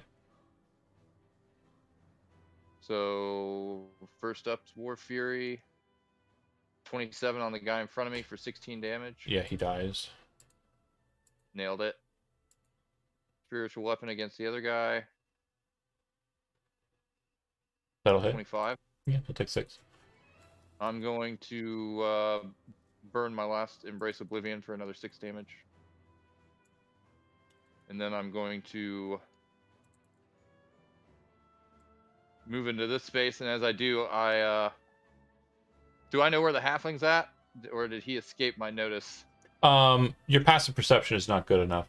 Okay. You have no idea where he's at. He literally, you know those videos where they've got like the dog or cat or whatever animal sitting in the Right. hallway. They pull up the blanket and then they run into the side room, Right. and then they're not there anymore. That's literally what's happening with you as you're kind of looking at Goldier's like, Right. jacket, and there's no halfling. I'm he, John like, Cena, steps bro. You can't see Steps me. down the Sahagin and then like steps into that space and looks around. And he says, "Wasn't there a child here a second ago?" He still doesn't I know. don't know where he went. Fuck, it's I say, savage. ha ha! You can't see me, bro. It's just Ezra, like this disembodied voice. It's like Jiminy Cricket. You're like, what the? What? Where is that coming from? Ezra done, Fiona. Yeah, that's I'm in it your for me. conscious. Hey, feeling a little inspired by Malika, and also like wanting to, like remembering that this is a fish person. She's gonna mind sliver him. Okay. That'll work. Yeah. Okay. That is enough. So you watch as it kind of enters into his head. You watch his eyes kind of roll into the back of his head, and a number of his teeth kind of just fall out as he falls to the ground. Wow. She kind of whispers to Seymour, "That was really effective. Thank you." And then immediately rushes into the cave to avoid more of these guys. So do I see the Seymour thing on top of her head? No. No. Okay. just wondering. I'm like, who's she talking to? Probably no one. She's actually probably doing it mentally. That's Yeah. another thing. Okay, You haven't okay. experienced that yet. We will get to that Okay, soon, I'm sure. just checking. There's a lot to come. Golridier, Yeah. the initiative is going to actually clock out because I don't think there's anything left. So I'm going to go ahead and pop the music into a little bit more of a calm situation. Because congratulations, you defeated the Sagan. Yay. 1, 2, 3, Sushi tonight. 7, 8, 9, 10. Sushi Yeah, Hezron tonight. starts cutting their heads off. Yeah. Okay, so well, They have hold on. javelins and Point spears, of, right? point of order. We're going to start from, we're going to start the rotation. We'll start with you, Chad. That's fine. You begin the practice of cutting the Sahuagin's heads off. Right? Chad? Yeah, you said they have spears and javelins, right? Yep, and the weird swords. Okay, cool. I'm gonna basically cut the heads off, use their spears and javelins, and just stake the heads up along the beach around the cave entrance. The swords you would recognize are wave cutter blades. Wave cutter blades are effectively great swords, but they do 2d8 damage instead of 2d6. However, if they ever fumble, they break automatically. Just broken sword. Interesting. Hezrod would take those and he would explain what they do to Avran and give Avran one of them. Yeah, so far you have 2. That said, Don't though, break it. Hezrod, as you're doing that, and you're like, okay, well, I'm going to go and check on the bodies up top, too. You would note that the Blade Master that was up there appears to be swimming away at a good clip on the northern shore of the little point there. He is escaping. I say, let him go. But you can't catch him. He's swimming really fast. I think the only one who would have a chance would be Hezrod, but not at this stage of it. Okay. Yeah, he doesn't care. Great. He's more concerned with clearing out what's here and saving the kids that are here while they're here. That's what If they want to Hezrod's come doing. back and start a ruckus later, that's fine. But That's what Hezrod's doing. Moving on to the next person. So Ziza, Malika, kind of in the situation, watching as this merfolk starts to begin a very gruesome-looking ritual on these Sahagin. What would you like to do immediately after the conflict? She would, I guess, address the group and say, I've heard in town that there's children inside this mount. We should go and rescue them immediately, I think. I say the children are safe. We got one more person to go get. If you speak that to Alton, it sounds like Alton knows where they're located. You'll go inside, and Alton, you'll lead them to the child, right? I'm going to try to accept them and try to go after the bounty I have. Well, keep in mind. Let me make sure you understand correctly, because I wanted to make it a point of you foiled my plans. They, the Sahuagin, are transporting the kids via boat. One of the boats already left with the fat kid on it. They aren't steering the boat. A Sahuagin is pushing the boat and taking it to where they need to go undetected, right? That boat that they saw leaving was the boat that you watched them load with the fat kid, William. God damn it. Shit. Nobody cares about that kid. Let's go save the other one then. Dabs. He was arrogant. I heard him. Dabs, He was. Dabs is the girl that they mentioned, the dark-haired girl, and you know that Dabs is also mute. She cannot speak, but you and her have been able to communicate because you know a certain kind of hand language that involves sign language in it. And so you learn that she's the brains of the trio, and she has another friend named Spike, who you don't know, and William, who is kind of the kid that they let tag along, but also a nice enough child. But you would say, all right, you guys are looking for this kid named Dab, was it? Dabs. Yeah, Dabs. All right, I know where she's at, but in order for me to take you there, we got to go hunt down the ringleader of this human trafficking place. No. She's right here. She's right inside the cave you were just in. They were getting ready to transport you. Oh, sorry. You're doing a bit. I know. Okay, go. I know. Go. I'm sorry. I didn't know if you understood. You got it. In order for me to take you to her, we got to hunt down the ringleader of this human trafficking ring after we save your friend Dabs. And then I drink a swill if I have any. I don't know. You have all of your gear. If you have it on your character sheet, then yes. Fiona nods and then asks him, all right, there was one more child we were looking for, a rather heavy-set human. Did you recall them as well? Yes, I recall him as well. They transported him on the boat already. Hezrod, can you catch up? To the boat? How far gone is the boat? You fought for about a minute, so and you've been talking for a little after that. It was moving at about 80 feet around. Okay, so that's quite a ways.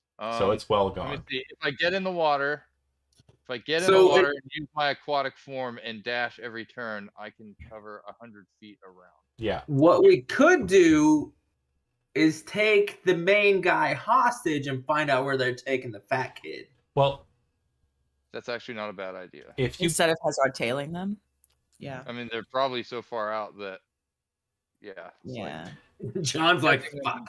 No. Hold on. So great. So Alton, you are trying to make a deal with the group.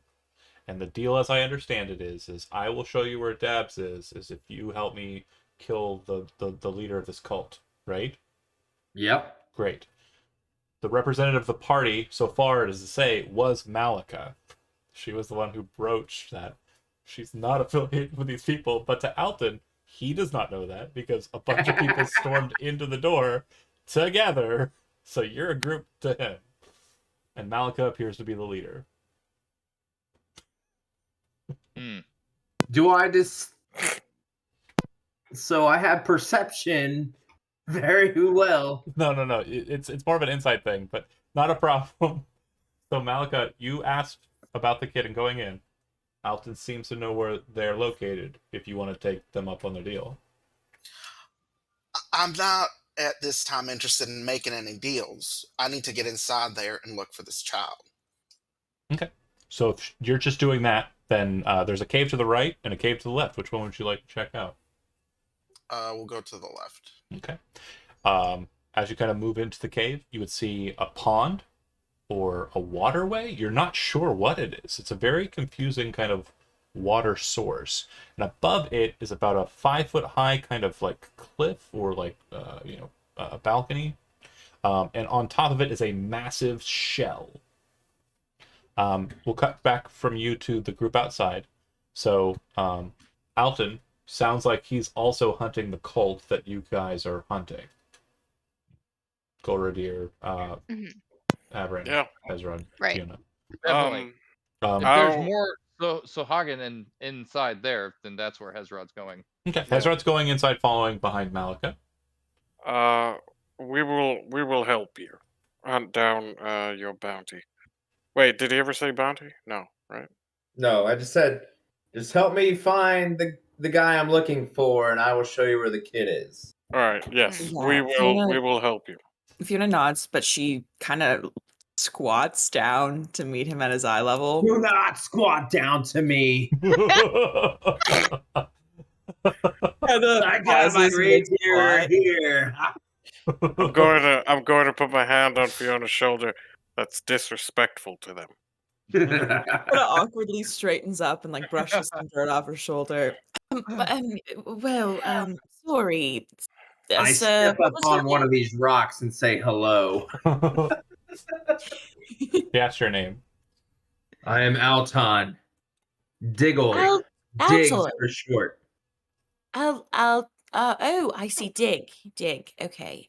Well, Dig, I just thought I should let you know that we will help you, of course. But my priority is the children, so I'm not really much of a fighter. But I'll help you if you help us.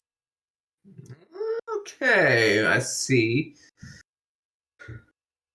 So I do mention that they did take the fat kid away, but he was arrogant. I didn't like him because he wanted to be a wizard. He told me. Fiona's eyes light up when she hears that. What's wrong with that? It's a very noble profession.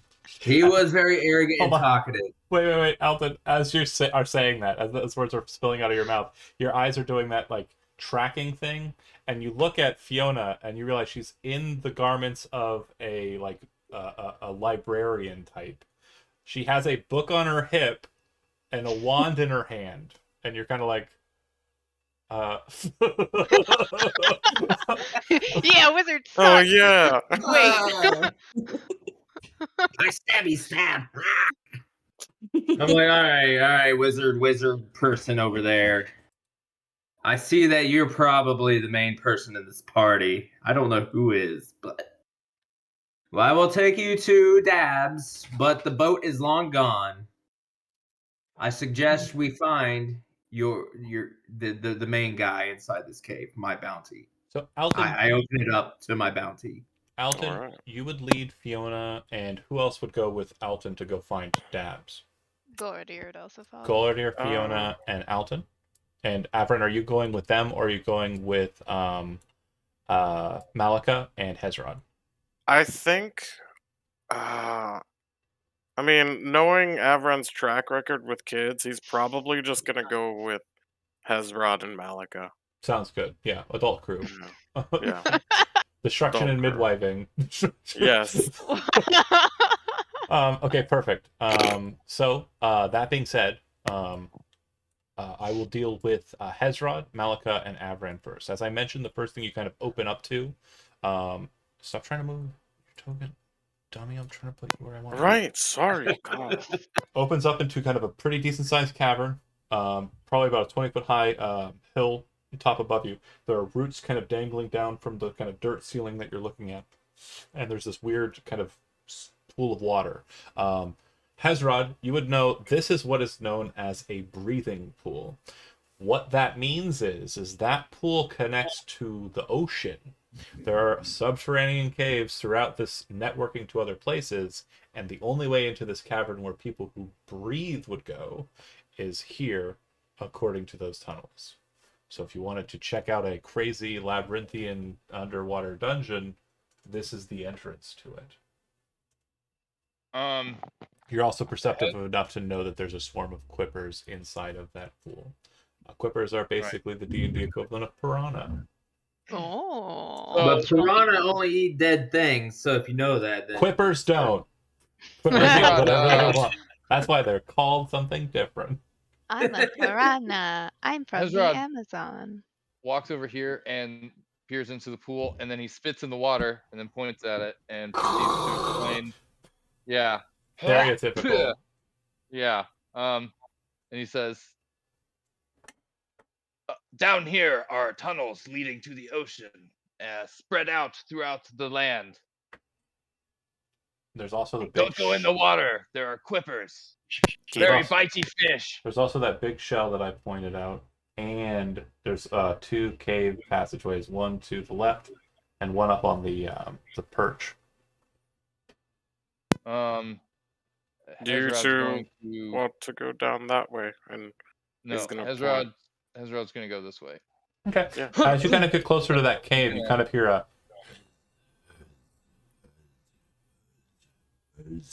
sound coming from there. It sounds like Aquan or the Sahagan language being spoken Let me see here. in a chant. Can Avron go up this I way? speak Merfolk and Primordial. Sahagan is a bit different, but they kind of find their roots in the same primordial language, or Aquan. So it doesn't sound like anything besides kind of ritual chanting. We're going to cut from you folks. Avron, you go to the shell, right? Yeah. And Malika, you're kind of staying in between the two just to keep an eye on both? Malik, I don't know. She kind of wants to come up and look at this shell. Okay. The two of you are looking at the shell together. Perfect. We're going to cut back to the group that went in. So inside, you see like a small little refuge that looks like it's been used to store children. For a time, Alton, you were in here. And I was in here.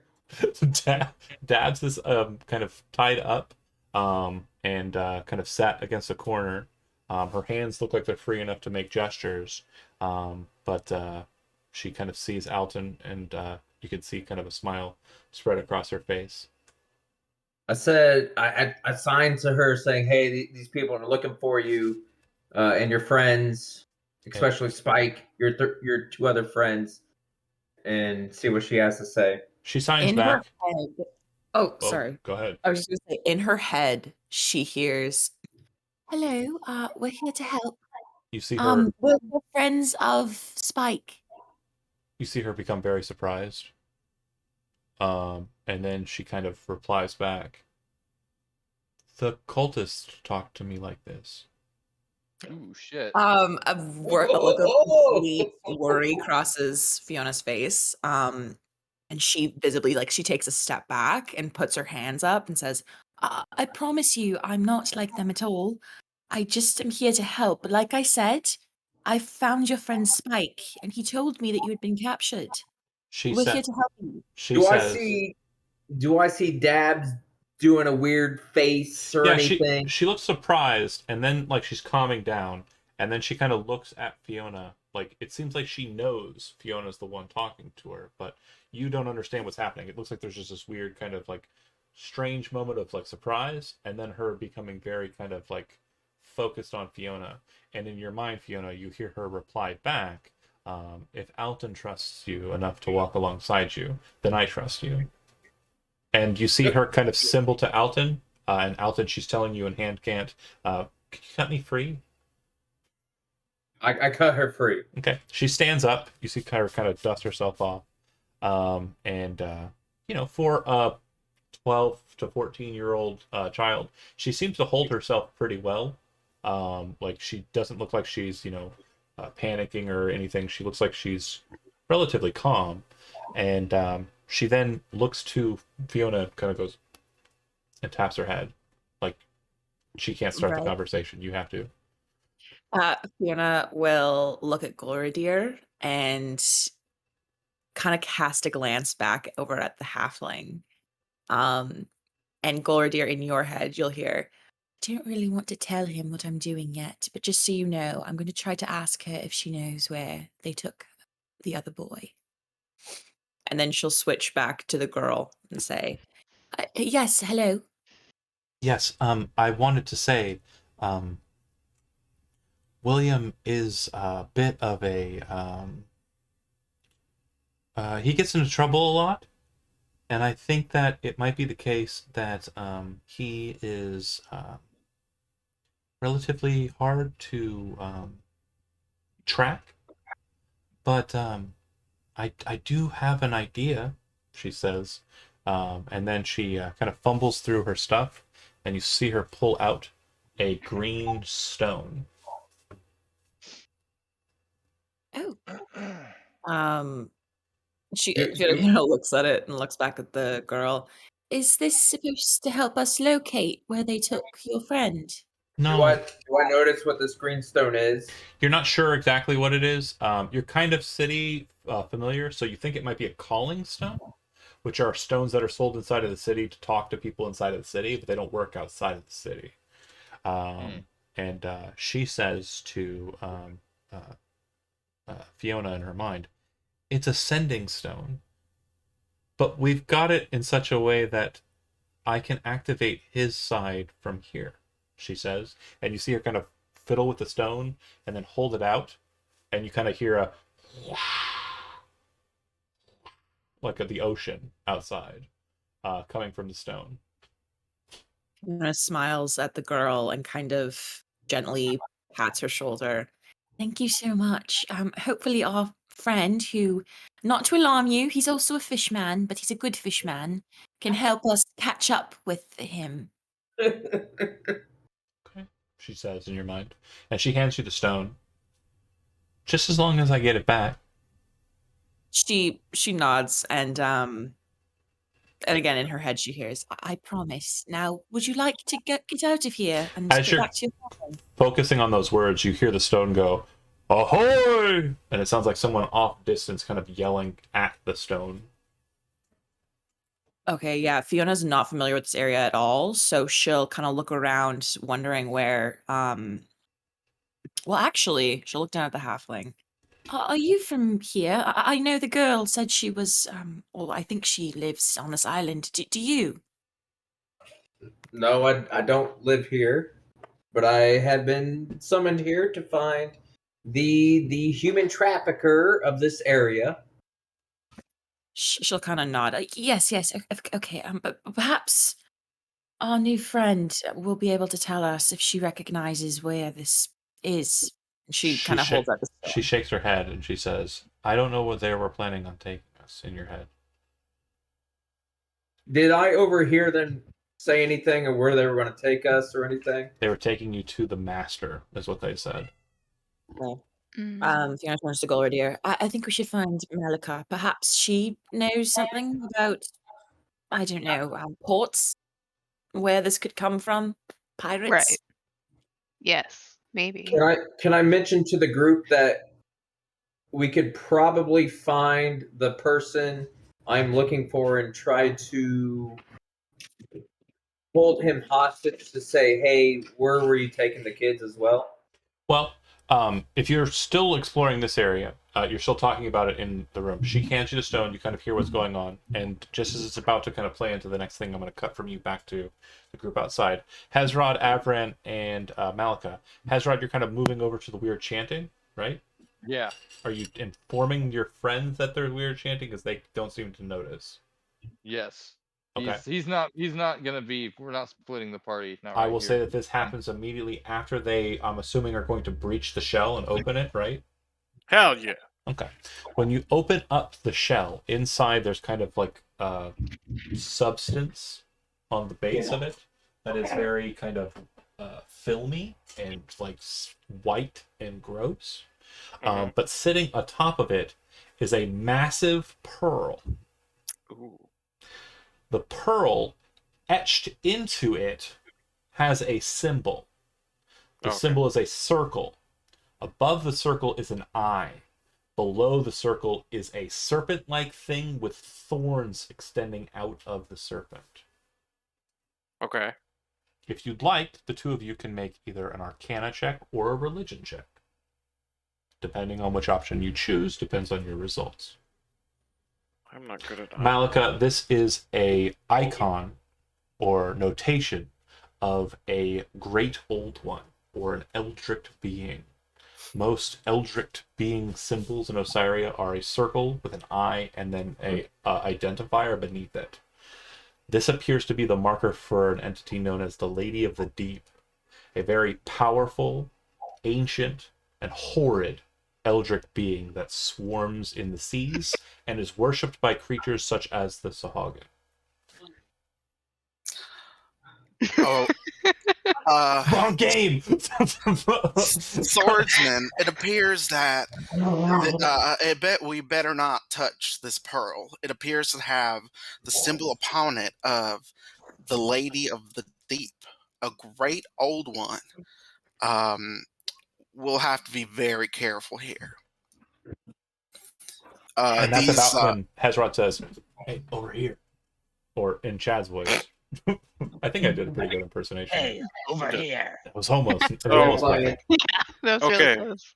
So would okay. No, So if no. Malika is telling me this, Yeah. would Avran know whether or not Octavius could protect me from the sweet nothings of this old one?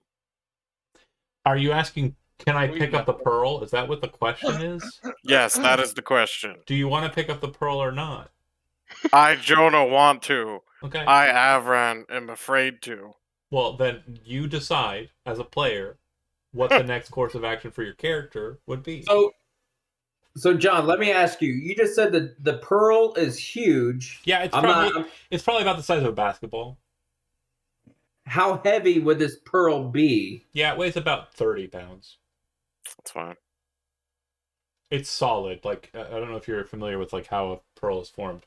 I only was just recently, but yeah, it basically is calcification upon calcification layered around. Yeah. Yeah. Them's is thick. It's Okay, not yeah. light. Avran will take it.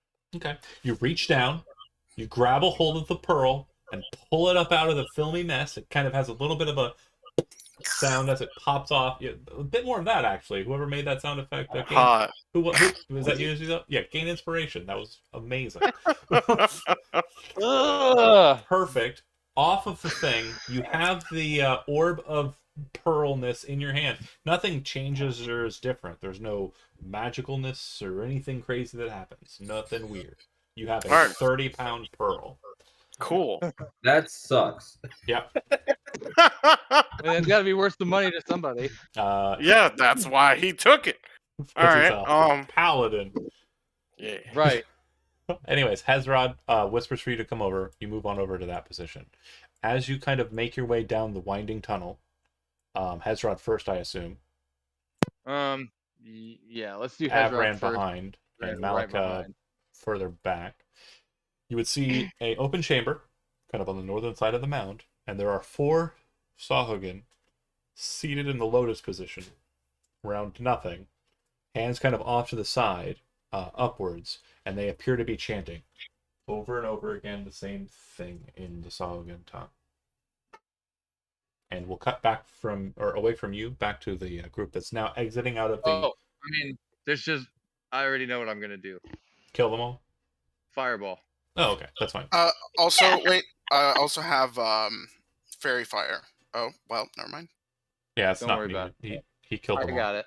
Yeah. Oh shit! Yeah, they He all... just like pokes his head in and he sees they're all like Boom, in the dead. middle of some religious ceremony and he's just like, yeah. Okay, so the group outside says, or the group inside the chamber says, okay, great, we're listening into the stone, but we need to see if we can't catch the main guy here and find out any information about what to do next or where we could possibly go.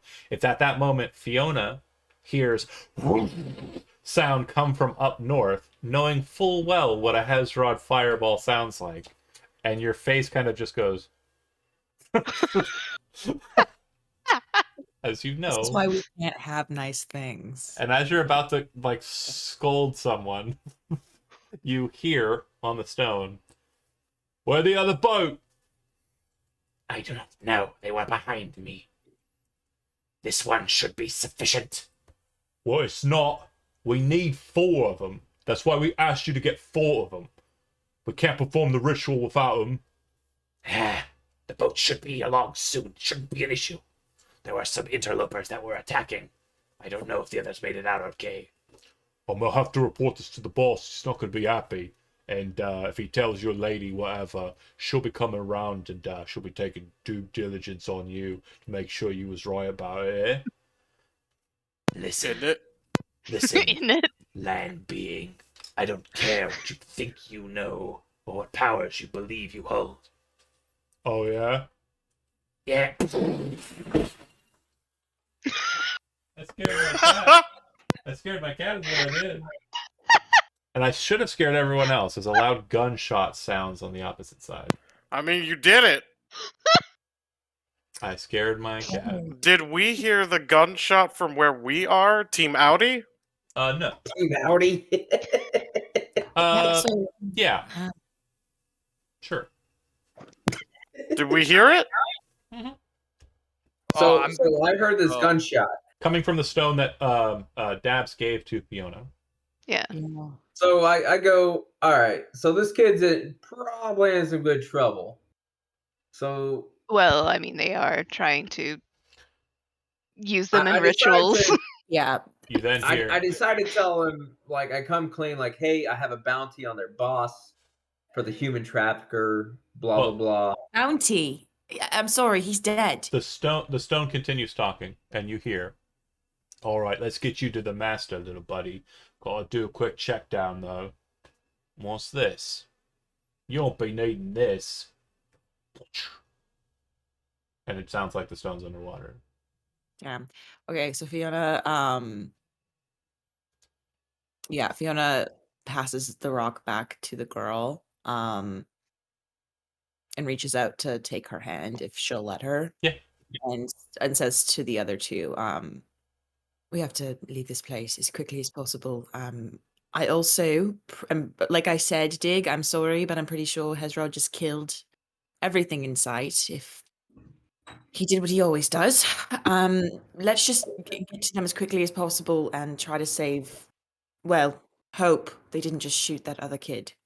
So was that does Hezrod kill the person I was looking for? If you get back together as a whole group and compare notes, what you will learn is Hezrod just destroyed 4 spellcasters or 4 people who were chanting, and you can go and look at their corpses. You'll very quickly identify that they do happen to be priests of some sort. The holy symbol that they have on their person, which is slightly charred, by the way, but still legible, it appears to be the symbol of Halloween, moon upside down, and inside of it, the symbol of the Lady of the Deep. Oh God. Well, at first I was like, oh no, but then I was like, oh cool. And then I was like, hell yeah. Chad. Well stated. This can So go I in go, the I go trash. look at these corpses that he just destroyed. Yeah. So it looks like 4 Sahugin, kind of dressed in priestly robes, like the one that was carrying you. And you would know that these are basically the approximation of leadership in this place. The priests were kind of the leaders. Yeah, Hezrod's gonna move right past him and keep looking for more. Yeah, so there's a door that leads to the north hole exit. So you would leave the hole. There's the passageway that leads to the exit that the Sahugin rushed out into the trees. And there is no other place to enter or exit with the exception of the water hole in the center of the dungeon. Fiona's gonna rush toward Hezrod before he can reach anyone else. Yeah, well, if there's a door here, he kicks it open. There isn't. That leads outside. I just told you that leads outside. Yeah, that's fine. He kicks it open. And There's he no walks door. outside. It literally just leads outside. Like I don't. Oh, okay. Sorry, I couldn't see anything, so I didn't. Yeah, it's There just we to go. make it so it's dark inside and not outside. Right. He Malika walks would outside, take looks around, then comes back in. Malika would take. one of their one of the like holy symbols just for future reference. Yeah, and just so you know, like if you're, are you trained in religion or no? Yeah. Okay, so the symbol of Alwyn, the god of life and death, or goddess of life and death. Correct, Goddess, yeah. Yeah, very important. The sexual descriptors on the gods is important. But normally Alwyn symbol is a moon, crescent moon, kind of blades up, and then in the center of that is a star, right? If you're worshiping the death aspect of Halloween, it's upside down. So the star is pointed down and the moon is upside down. This appears to be a corruption on the death aspect. It's the moon, but in the center of it is the symbol of the Lady of the Deep that you just saw on the pearl that I believe Avrain is still lugging around. Mm-hmm. Yes. Yeah. Mm-hmm. I have a question. Sure, yeah. if one were to use find steed, does it have to necessarily be something that is only ground capable? Did you read Or the can stuff? it... Yes. It doesn't state whether or not it has to just have a walking speed. Yeah, here it is. It's A right there. warhorse, a pony, a camel, an elk, or a mastiff. Yes. An elk. But your DM might allow other animals to be summoned as steeds. Might. Exactly. You get a mastiff. I might allow that. What That I would have to want... be a giant one. Yeah, what I want to summon is a hippogriff. Oh, I know what I would want to summon. Yeah, I would want to summon a whole ass true dragon, red, great worm dragon. No. Yeah. You can summon the options that it lists. I'm not really going Okay. outside of it. Say, That's fair. motherfucker, That's you fair. can summon what I tell you to. Fair. I just okay. We gotta give him limit, or he'll take the moon and the Fair stars. enough. Fair enough. I want a hippogriff. No hippogriffs. I mean, that'd be Oh. cool, but Okay. Alright. It's not that high in CR, but okay, whatever. Yeah, no, It's the when we get out... flight, that's the thing. Yeah. I know. Alright, I'll summon an elk when we get outside. Okay. ooh, good choice. Now that Okay. Fiona's caught up to Hezrod, I think she would say, Hezrod, do you know any fish with guns? Any tribes that do that? Muted. Ezra just says no and starts cutting off the heads. I go right burnt on, charred brother. heads. And she tries to kind of like get in front of his vision, does one of those like hand in front of the eye things. Really, Hezrod, I don't think you understand.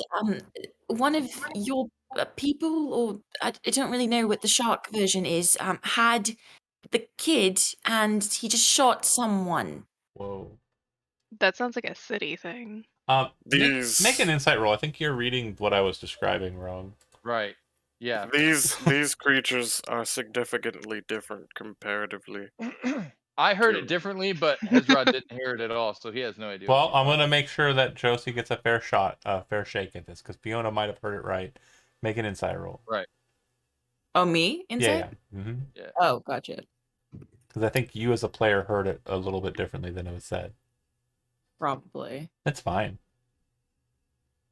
Yeah. So Fiona's a Funny for more insightful. So what that means is she heard that the fishman was trying to be belligerent with the cultist on the other end of the travel, and the cultist shot the fishman. No, the fisherman shot the cultist. Incorrect. No. I was the one who was saying it. No, other way. Other way. Oh! I'm telling you, Yeah. Fiona knows the right way of it, and Josie missed it. Oh, I Yeah. see. It's okay. It happens. It happens to the best of us. The cool. fishies don't have the boom boom. Yeah, the So I was shark. gonna say that would be like a very notable fish. Yeah. Okay. What's an alliance versus the Waterproof Murloc? gunpowder. Or the Merfolk? Yeah. That'd be dope. The Okay. M1911 Yeah, right. or a gun that can Glock. Yeah, this can fire underwater. So, Anyways, It's an AK-47 Yeah. that can fire underwater. Actually, any gun can fire underwater. not well though. Right. Anyway, point is, So don't get me started on guns. fair enough. Hezrod's gonna do two more things. Go with it. Once he finishes staking out all the heads, he's gonna collect all the biggest teeth and start making a necklace Okay, absolutely fine. I go, this guy is awesome. Um, out. again, it wouldn't seem all too confusing because I think most of the folks here are from Nock. You would know that Merfolk and Sahagin are very much kind of like rival societies, and Sahagin are very much like destroyers. So you would note that this Merfolk kind of doing these activities is probably just some sort of tribal or kind of like societal victory ritual. Right. In case any of them come back, I want them to know. It is gruesome as fuck though. Right. Like he is literally piking their heads on javelins and putting them outside of this place. Respect. It's kind of maddening. All while Avran's walking around with his 30-pound pearl. Alton's like, "You the man!" Fiona's like, "I swear sharks are shooting people." And Golradier is doing exactly what Elizabeth is doing in real life. Drinking wine out of a glass. So just to make sure, I didn't see my mark in this cave. Mm-mm. Okay. Yeah, so the guy So- you're looking for is a cult leader. He is a human male. Are From we Probably other, on the other outside? end of what's going on here. yeah, from what you've been told. You're outside if you want to be. You're inside if you want to be. Be wherever you Okay. want. I hate to break it to you, but I kind of destroyed all the boats. Let's go outside. Oh my god! Hezrod! What did we talk about? Finesse. Finesse. Don't mock her. She's doing great in this accent. She is doing amazing. That's why I'm jealous. She'll absolutely like be done with Hezrod at this point, and she'll walk back toward Malika and say, now kind of having like a better grasp of the situation, turn to her and say, do you by any chance know any men in this area that carry guns?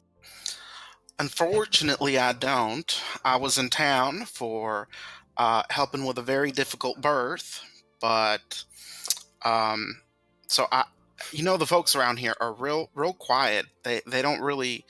They're very tight-lipped. Don't really know a man with a gun.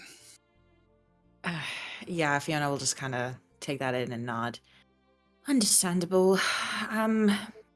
Well, unfortunately, and she'll kind of address the whole group at this point. We heard through this lovely girl's sending stone that a man shot the fish person, and they are going to try to sacrifice 4 children soon. They have 1. I don't know where they're going to get the other 3, but we should probably intervene before they do. I'll pretend to be another child. We have I mean, that already. could work. That's not a bad idea. But we've already rescued. I think we've already accounted for the other 3. No, we only got No, two. we have We still have 2. 1 left. No, the Yeah. third one was Alton. Oh. They don't know what I look like. No, So no, we're the good. third one was the ragamuffin. What? There were, I mean, that's So- that's the 4th. So there's 3 ragamuffins and Alton. Ah, Yeah. he was gonna be the 4th. Yeah. I was, but I was going to stab somebody in the face with my rapier. And you Just let me eventually know. stabbed That is somebody in the clever back. hiding. So You could definitely be our, like, yeah, for sure. You could go undercover. Alton, what can you tell us more about the about your bounty? Who it is? What cults he's associated with? Hold on. Come back to me in a second. Let uh, me reread something. John, quick question. hold on. I'm helping Okay. him out. That's fine. I pinned it in your chat with me. You can just click on Okay. that. Should be able to read it there. Go ahead, Chad. So, how many wave blades did I get? I got 2. 2. And gave one of them to. Okay, so I'll have to add that to my character sheet. It's a great sword that does 2d8 instead of 2d6. And Yeah, they're if I called fumble wave- it, break. Wave cutter blades. Correct. Okay, wave cutter blades. And Yeah. Then, Oh, and sorry. the Apologies. other thing. Correction. It's if you roll a natural 1, it breaks. Also, if you roll a crit, it breaks. Ooh, interesting. Damn. The other thing was like while he's going around mutilating all the bodies and staking up all the heads, he's gonna get that crazy splint armor off Yeah, the. It's splint mail. Swordmaster. If you drag and drop splint mail onto your character sheet, it's fine. So, how many were there? There were 2 sets. Okay.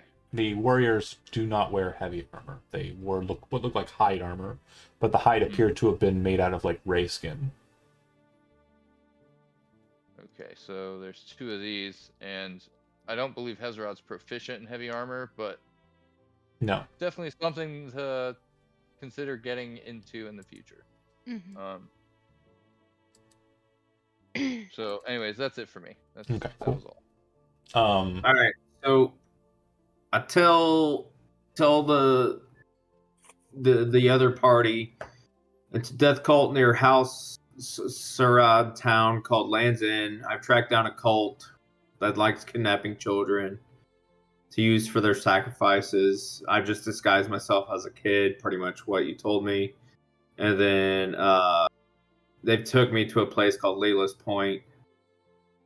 And the rest is everything I know that you know. You sound like a Q conspiracy theorist. Wait. Chad, we talked about this the other day. Oh god. The cult is real. So- Hey, Oh shit.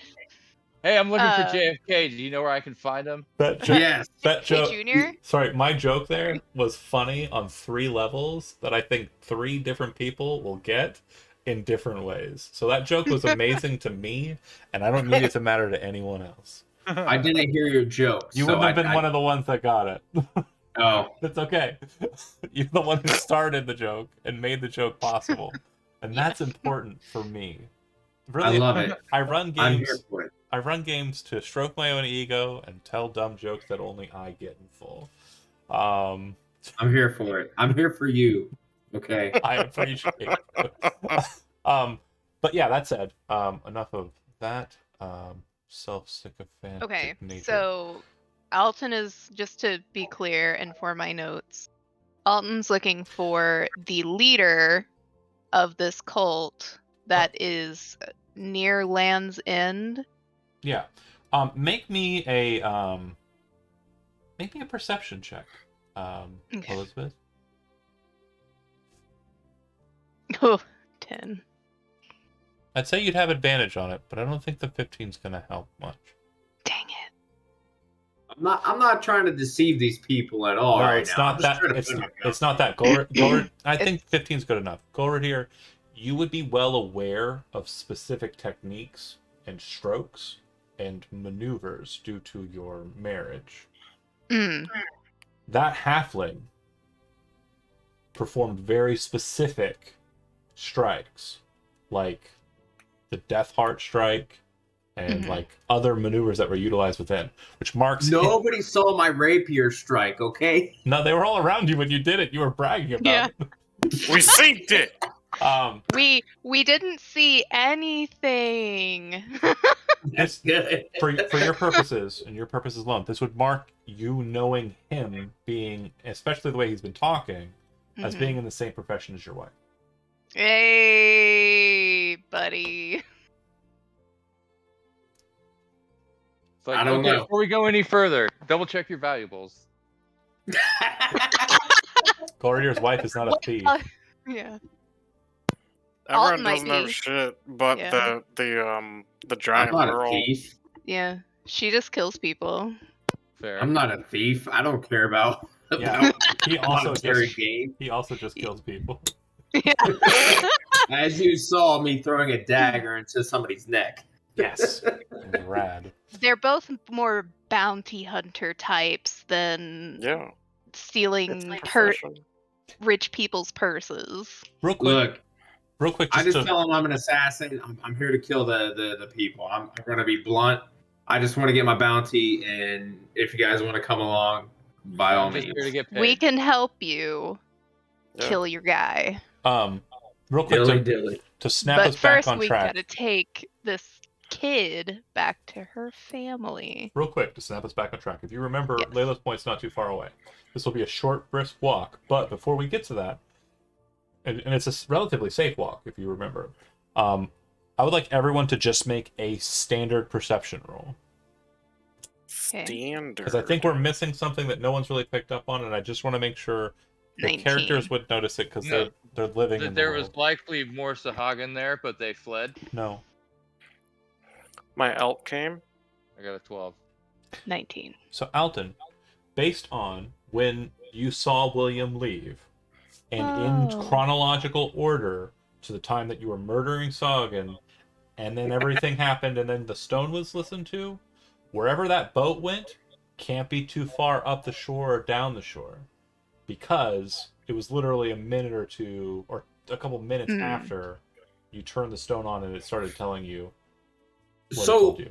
What type of boat was it that they were taking people on? Rowboat Yeah. Okay. being pushed by a Oh. Sagan. So I say, hey, it's a rowboat. It can't go out to sea. So they can't be too far away from here. Mm.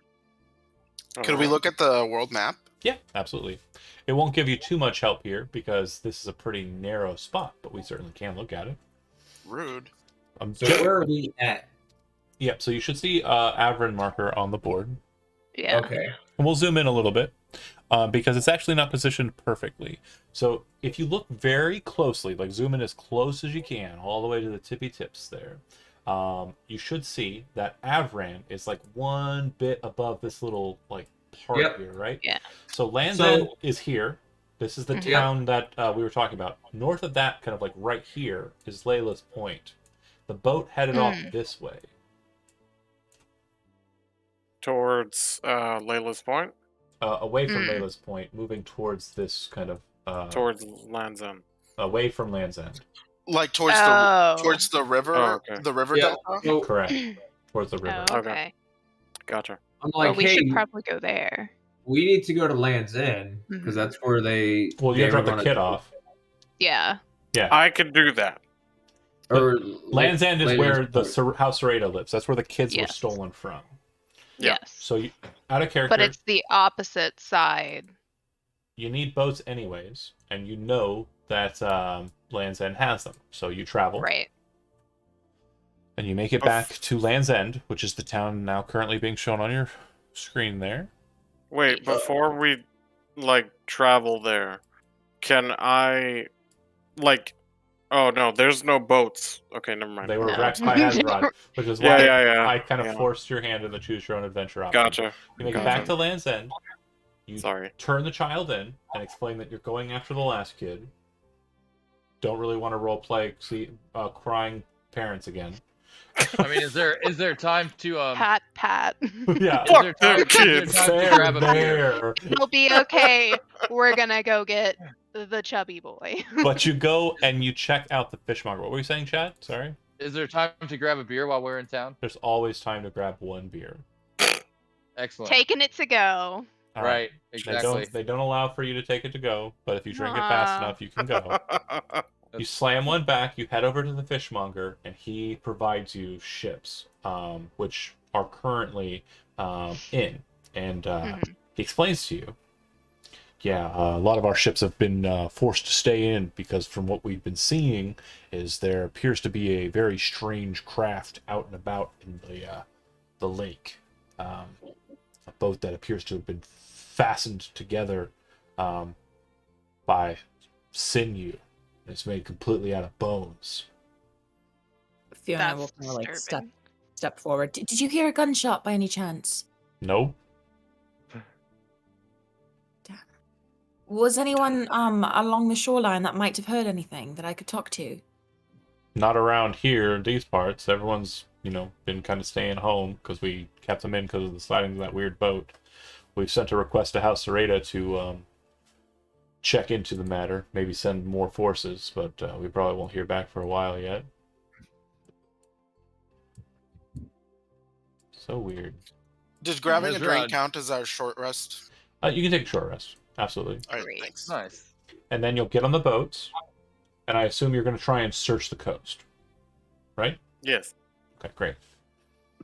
Is my elk aboard said boat? The elk would be aboard said boat. It is a small fishing craft. It is. Okay. Does anybody have vehicles water? No, but during the short rest, Fiona is going to ritually cast Find Familiar, and she's going to create a bird. Okay. Then, since you explained the situation, Jareth, the fishmonger, who we described before, and for those of you who are new, Jareth is a half-elf worshiper of Atavius, who's really good at filleting fish and also not bad at steering a boat. So Jareth will go ahead and be the one who pilots the vessel for you, asking you to help, of course, as he heads on down the boat and takes you where you ask him to go. And as you're kind of making your way in that general direction, the place where you think it might be, he says, "Oh man, this is probably not going to be too great. That's the Thunder Cliffs." Thundercliffs. Yep. Thundercliff? Yeah, that's right. Thunder Cliffs. It's lost Oh quite a few. god. Is it this way? We've lost quite a few ships over that way. There's said to be a bunch of hags that live in and around there. But yeah, we can go ahead and head over that way. That's not a problem. Yeah, go ahead and make you can make either a investigation, perception, or survival roll, and that's everyone as a group. This is a collective skill check, by the way. Now, again, you can choose those 3 skills, okay? And depending on which skill is chosen that gets the most successes or the most notable success, will determine what happens. So, you said a deception? Perception. Oh. I don't want to lie. Hey John, I sent you a message on Discord. You're gonna deceive the water. I don't. You're gonna tell us where we want to go Oh. and now. John, did the hand take the other part of the blade? It wasn't there when you looked for it. Okay. Oh, You so have no we're blade. rolling separately. I thought we were making collectively one check. No, separate.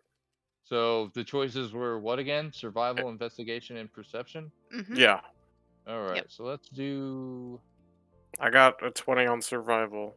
I got Okay. a 23 on John. perception. Hell yeah. I heard my name. Hold on, John's typing to me. What would you say, Jesse? Sorry, out of curiosity, would I be able to, scouting wise, would I be able to send my hawk out to potentially look for this strange vehicle? You have a Yeah. hawk now? Yeah, absolutely. I So, your hawk flies around, keeping kind of abreast of the vehicle, a la the Noah story, and keeps an eye out for weird things while communicating them back to you. That's fine.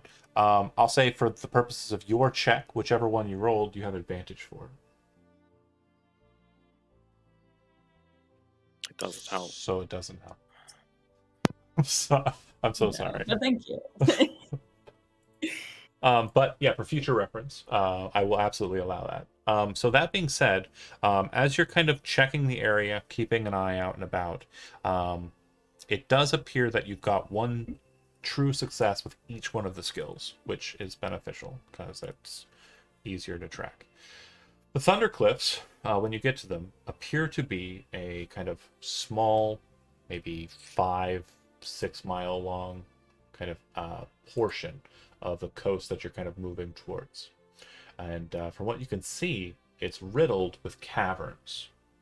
And the caverns look like they all kind of have like jagged shapes. Looking at them from a distance, it almost looks like there's kind of lightning bolts that have been cleft into the stone. Some of the stone is discolored. If you've ever seen kind of like gradation of stone, like the older stone is kind of darker and it kind of moves up to more like red and then, you know, sandy colored stones.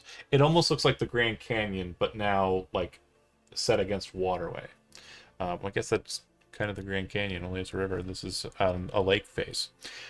That said, there are a number of caverns that appear to have small little beach fronts and shores near them. But tracking it, Avran, you very quickly notice that most of these alcoves don't seem to have any sign of kind of like sentient life. There looks like there might be some kind of tracking from like seals or other creatures that might be kind of hiding out in these caves, but nothing that you would discern as being like a boat or anything. Okay. So you're very easily able to discount that. Malika, you kind of keep an eye out for any signs of like, you know, humanity or civilization or, you know, anything like that, because you know you're tracking humans or human-like creatures. And eventually, you do find what appears to be a cavern that looks like it's suitable for docking maybe larger craft. And as you're kind of looking at it, trying to get a good look at it, Hezrod kind of comes over and does the, Chad, can you say, what are you looking at? In a Hezrod voice. What are you looking at? Perfect. It And looks like there's a large cavern there where someone could dock a large vessel. And as you kind of take a look at it, you realize that there are a number of people on a large vessel that seems to be pulled up into one of the caves. And I'm going to drop your tokens onto a map, and then I'm going to switch us over to that map so you can kind of get an idea of what you're seeing from the distance. Hezrod would go ahead and say, "Oh yeah, there's some people right there." What I will tell you though is that you are perceptive enough with that roll to realize that not only can you see them, but they can see you. Good. I failed miserably. Okay. I want to see the fear in their eyes. Roll20 is being a pain in my actual side. Alton. Backside or side side? Both. Yeah. I'm Alton. Uh, Don't make fun of me. Being made fun of for being a nerd, guys. Well, they're just jealous. They are jealous that they're not nerding out like us. 100%. I'm moving us onto the map. I haven't got everyone on there yet. I am working at it. Bear with me. Sorry. For some I believe reason, in you. it keeps wanting to take away Malika's dark vision. And Alton, I know you don't have any vision right now. Sure, try this now that it's cold. I will give you a light source. I can see nothing. You're not on there yet. Oh, okay. Gordier. Hold on, let me zoom out of this map. Hey. Hey, I got something. Malika. I should have been a tiefling. Times 2 for Yeah, the I dark was like, vision. wait. Pretty awesome. Yeah, Who am I missing? Fiona. me. Oh no, never mind. I'm here. All There right. she is. And I think you still have the. Oh, Yeah, let me fix that. Okay. So, imagine that you're like a couple hundred feet off the shore, and you can only see a bit of it because above that cave mouth, the cliff actually juts out about 50 feet. So it actually kind of covers out to, like, there's a roof over about that far. Okay. And you can see Hezrod, and you can point out that there appears to be a small vessel, like a little bit of a fishing ship. Looks like it's pretty damaged, but it looks like there are a number of people on it that are wearing kind of white attire. And you can see very clearly that on their cloaks, there is a black symbol on their white cloaks, which is the upside down symbol with the Lady of the Deep's marker inside of it. Okay. Could Yeah. we somehow At first, convince? I thought for a second maybe these aren't the people we're looking for, but I saw that symbol and now it's fight on sight. So Could we somehow convince these people I am one of the sacrificial kids? Well, also Malika has one of their holy symbols. Mhm. She would gladly pose as a as one of theirs. Also, Hezrod could just fireball them. I could, but I'd have to get closer. But you I are also right. have the pearl that has I'm more the than happy symbol. to just fireball them. So Let's let's try to decept save that. them and see if we can go up there. Let's try. Yeah, let's try the Malika. diplomatic approach first. Fuck that. No. So But listen, Like- if we get closer, then you can fireball them. Okay. aren't you yes, a that sounds merfolk? like a Can't plan you to go me. underneath water I can. and just hang out there for a second? No, I'll just if I'm getting in the water, it's just to swim closer so I can fireball them. Just hear us out. Let's see what we can gather information on first before you fireball them. Question number one: are they flammable? They are totally flammable. I would agree. They're humans, probably. Mostly looks like Maybe. human, yeah. So the humans are flammable. I will let you fireball anyone as long as we get information about where their You master better is. get started. Fiona will All right. pat Hezra on the back and say, Hezra, think of it this way. You can either kill 3 right now, or they can lead us to a whole group of them and you can kill 30 all at once. You know. Very well. The halfling makes to sense. But also don't think she didn't catch that pearl. She whips her head to or like that reference. She whips her head around toward Avron. What pearl are you talking about? Oh no, there's literally no way he could hide it from you. Yeah. It's like- giant. It's the size of a basketball, and it weighs 30 pounds. He's had to have been carrying it this whole time. Yeah. He's some like, point- oh my god, this pearl's so heavy. It's the black pearl. Oh my god, at some point she would have reached out and like touched it. Yeah. No, don't touch it. It's mine. It is a solid touch my pearl. pearl. Schmack. She would see the engraving of the lady, right? Yeah. On the Mm. Yeah. You said you yeah. touched it, right? Mhm. Okay. There's kind of like a snap above your head that only you hear, and then you hear, "Oh, Fiona. Yes, Timo. What? Did you hear that? Yes. Did you hear it? What? Is I Shrek don't know. there? You heard what it said, yeah? No, I just heard some kind of I thought it was you. No.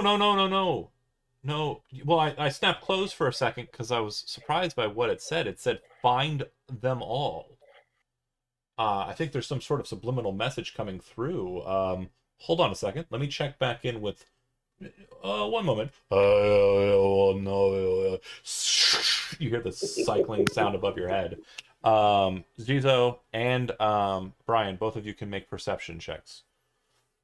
It definitely looks like Fiona's standing there confused for a second. The rest of us are used to this. Nothing from Alton. Oh, And nothing from... actually, it's good enough for Malika. There appears to be kind Nothing of for me. something, like, moving above her head, but it's not visible. It's like something is invisible that's there, and it seems to be moving. Like a small, roundish kind of thing above her head. Which of us can actually see? It's like, nobody right Lordier now. has seen it. It becomes visible in specific alternate dimensions that you've Gotcha. traveled through, but no one's actually seen it in the physical. But Malika, you're able to see this strange kind of. If you're familiar with the movie The Predator, or Predator, sorry, Predator was a horrible sequel. It's kind of has that same kind of like weird kind of invisibility to it, like something is there that's kind of like sheening it. But yeah, after a second, you hear a voice kind of out of the chanting kind of snap back in, and Seymour says, yes, it would appear that another patron is attempting to try and contact you through that. Please do not touch it again. Someone I that's say- not you. Seymour, So- what is this? And she immediately like lifts her hands from the pearl. You probably would all see that. She looks very taken aback. Who? Do you know who this other patron is? Yes, from what the boss said, it appears that this individual is known as the Lady of the Deep. She seems to be Hmm. very, very adamant about trying to recover this specific thing.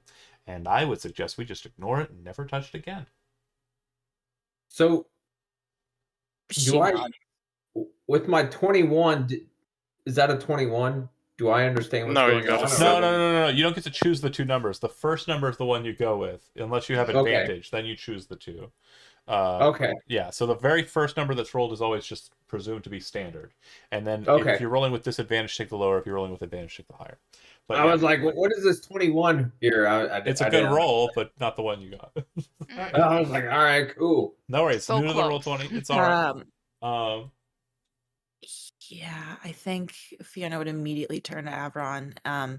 Avron, do not touch this What? anymore. As soon as we get back, you're going to put that in a box, and we're going to lock the box, and we're going to bury the box. Okay? It's just a pearl. No, I mean, it is. I'll explain later. I don't have time. But long story short, that horrible lady of the deep that I think destroyed Hezrod's town is after this, and we cannot let her have it. You Oh. do know somebody does who's have very good everything at on there. destroying things. Hezrod, make a nature roll. I never heard any voices, right? Nope. Yeah, I don't I hear got a anything. 9. I'll give you advantage because it has to deal with your people. So sometimes merfolk or other creatures of the aquatic will place things of importance inside of larger pearl generating entities. And over Interesting. time, will basically create a very perfect prison or chest for those items as the pearl structures grow over them. Huh. Nice. Kind of reminds me of something else we have already acquired in our adventures. Yeah, you guys get a lot of chests that have like a hard breaking. This one wouldn't be too hard to break, Fair. Cool. especially Good with to a know. Hezrod. Is this discussion about breaking it like happening out loud? No, this or was just me telling Chad Okay. that his impulse might be correct. Yeah. But Fiona for Yeah, sure he is would. like, He would definitely communicate that to, hey, like, there might be something inside this if we decide to break it open. and Fiona Let's immediately break like slaps her hand over Hezrod's mouth. No, we are not breaking this. This horrible woman is after it, and if we unleash it from its prison, who knows what will happen? No, don't be stupid. Let's just put it in a box and bury it. Thank you. I will Be the stab it in first. its neck. Can I strap the pearl to like my chest or something? So it's so large and so unwieldy that you would have Yeah. to get a whole ass new bag for it. Fortunately Yeah. for you, there are bags on this fishing ship. You can just grab one, chuck it in there, and like Oh, tie yeah. it off to your backpack. Yeah, I'll do that. Okay, great. He's going to get a fish. Double backpack. I want to put it in front of me. That way it can't get Like a stolen. baby Does the carrier? bag Yeah. have like a clasp on it? No. Wait. What had the clasp? What were you asking for the clasp? So does the bag have a Bag. clasp? Like, is it clasped shut, or is Yeah. it just a? I would say so.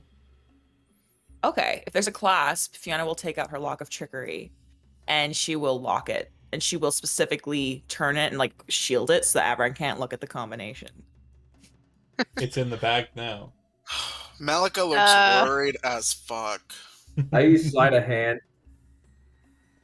You sleight of hand to do what? Well, It's a hold lock on. of trickery. Meanwhile, as you're all standing on the deck of the ship, Jared is like, okay, what's the plan? Are you going to do something about this tunnel, or are we moving on to a different place? Is this what you wanted? Is he gonna take us to shore or? I'm not pulling it any closer. This ship has a Oh, Yeah. low hull. I It's need not to going be put able... on somebody's back. I can't swim that well. Yeah, we don't have like exploratory vessels on this fishing vessel, so I mean, I can get you. Malika- You guys are good at Nothing, swimming. Jared.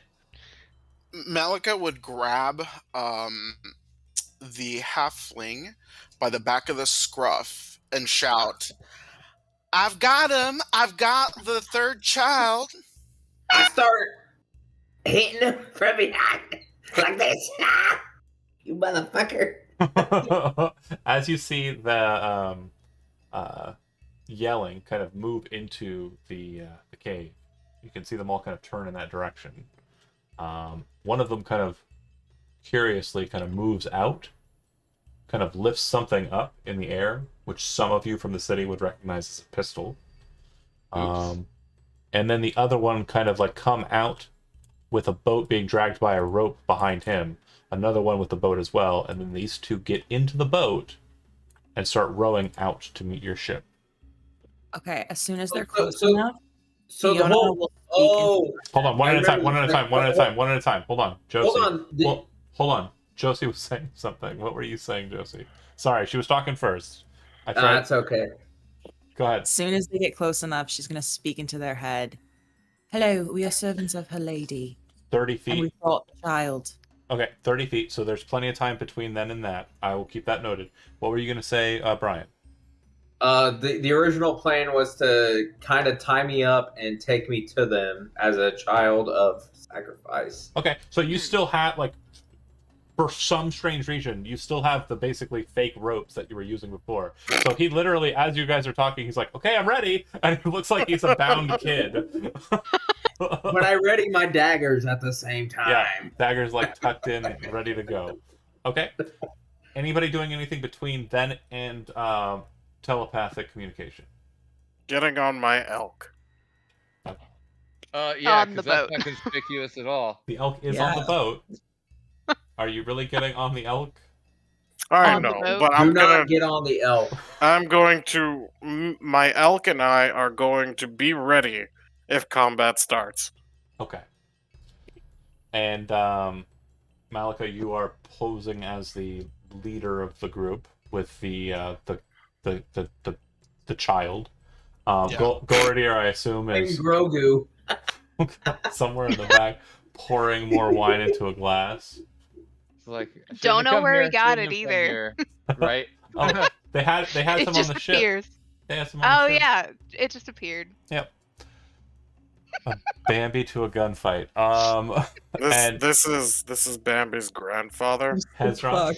I'm not drunk enough for this. Hezron is like Hey, you're eagerly drinking too. awaiting. He's eagerly awaiting somebody to tell him he can blow these fuckers up. Just open this. I love how method you get, Elizabeth. Yeah, he's like hiding. He's like hunkering It's down and trying Friday. to stay hidden. Yeah, But it's he's Friday. like itching to get out there and kill them. It's Friday, But I baby. Fuck, suppose baby, fuck. if he's The waiting, lady's not happy. I'm playing if he's games. waiting, he might as well drink with Okay. Gordier. It's Friday. Pours him They get- one. They get within 30 feet. You transport the Pre-game. message as you stated, Josie, or rather Fiona, and you see them kind of nod in acknowledgement. You hear in your head, Malika, a voice enter in. Toss him down, and they move closer to the ship. Toss That's a him big down into the water. Mhm. Can I respond back with my mind? It seems like you can. Okay, I would respond back. I was instructed to bring him to shore myself. I was instructed to bring him to shore myself. I like Yeah. this. You see them move towards the ship. I would like for you to make a persuasion roll. Can I make a deception roll? Yeah, I allow that.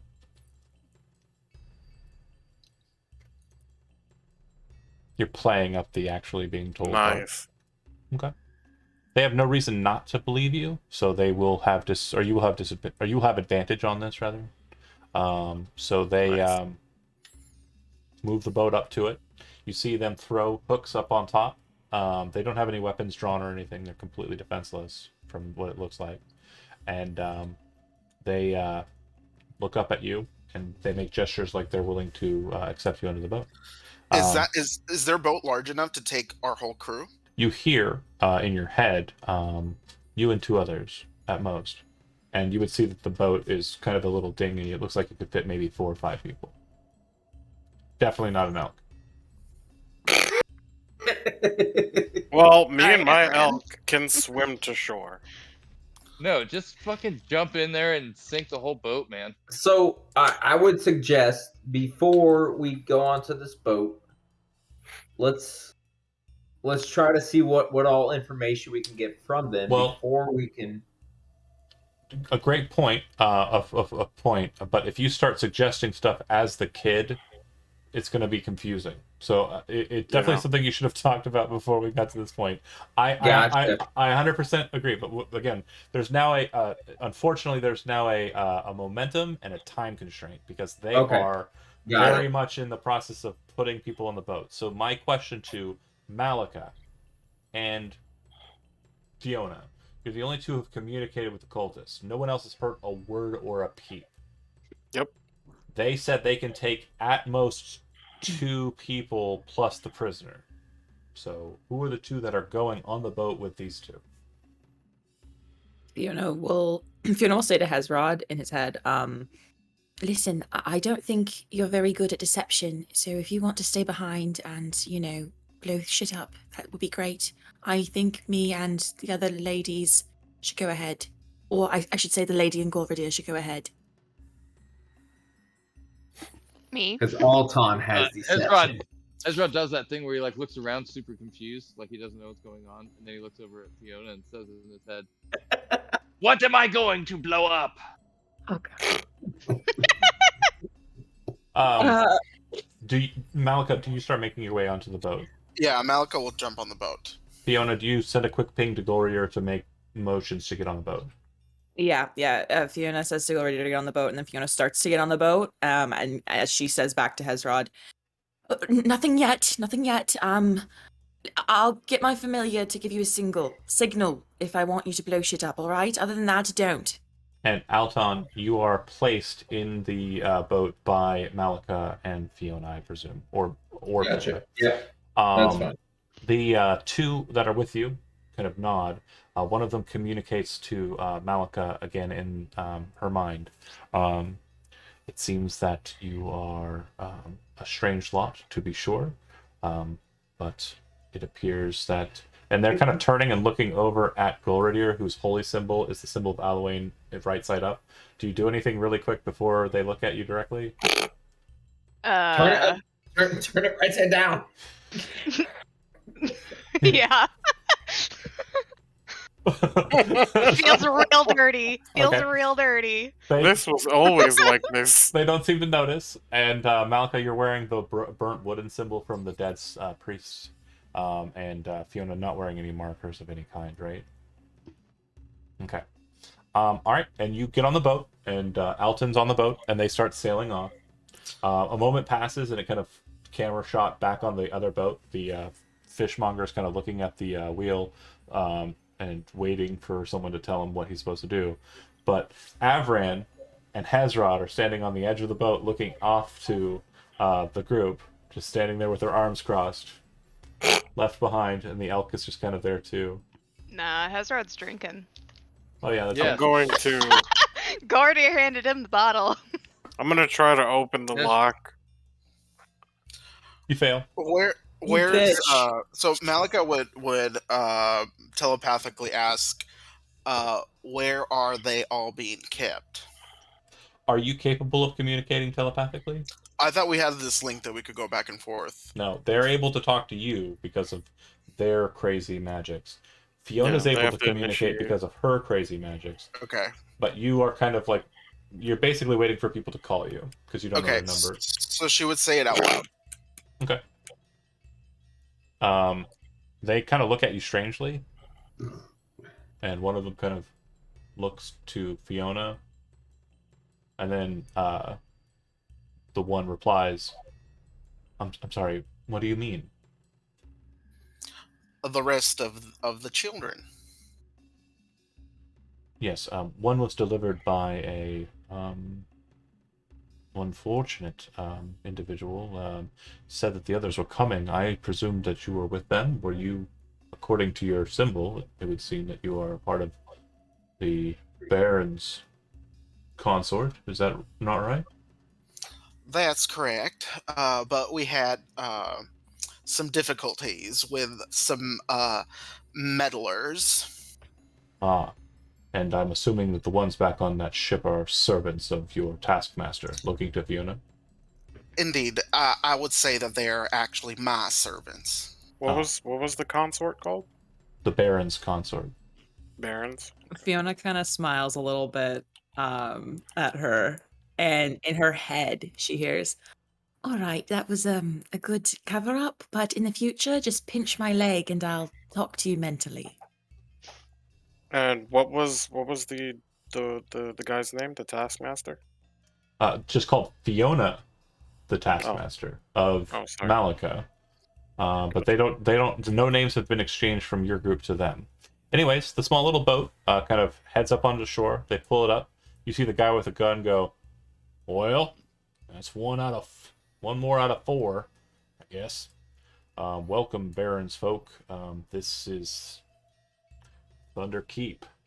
The Lady Hags are currently indisposed if you're interested in meeting with them, but Gadriel, he can see you." Can Josie, can you send back everything that they're saying to? Oh, this who's the guy's most- talking out loud. Sorry, this guy's talking out loud. But can they hear from the boat, from their No, boat? and she can't send it that far back. I've only got 30 feet, unfortunately, is my range. Fucking but Is there anyone else near us? Oh, a question though. Sorry, I'll let them go first. Actually, quick question: who's holding the sending stone? I was just gonna say, Did you when they leave it said with they threw out Dabs? the other sending stone, Did you leave it with Dabs? I did leave it with Dabs. I gave it back to her, but Okay. I was gonna say when they threw out that other sending stone, it would have been in this store. Are you keeping an eye out for that? Yes. Make a perception check. Oh wait, perception and me are not okay. Yeah, it wouldn't be investigation unless you want to look like you're looking, and that's going to be a Yeah, and I problem. don't. I got perception. I have perception. She's the only one thinking about it. Unless you want to, do you Yeah. want to pass some secret messages, all of the mind to the others? Keep an eye out I for the mean, other sending stone. She definitely would. Okay. Those in Everyone, the everyone Both in the of us party would can. have seen it. Everyone in the party can make a perception check that's on shore. Oh, he got it. Did Holradier ride with us? Alton, Yeah. as you're kind of being pulled off of the deck of or off the boat and kind of moved to the control of the guy with the gun, you kind of do one of these and kind of gesture towards the waterway. And Malika, as you're kind of stepping off the boat into the water and kind of like pulling, your dress out, you look down to where he appears to be gesturing, and just in reaching distance, you can see the stone. It's just in the water. You're welcome. I say it with my mind. Ooh, Well, pretty rock. You can't talk to Malika through your mind. It's a one-way conversation. You talk Fiona to I me, can has don't say to matter. make- whatever in my mind that I want. Okay, It's not that you can hear it though. Fiona just like rolls her eyes and is just like, well, how the fuck did I get stuck with all these people? And then just steps back.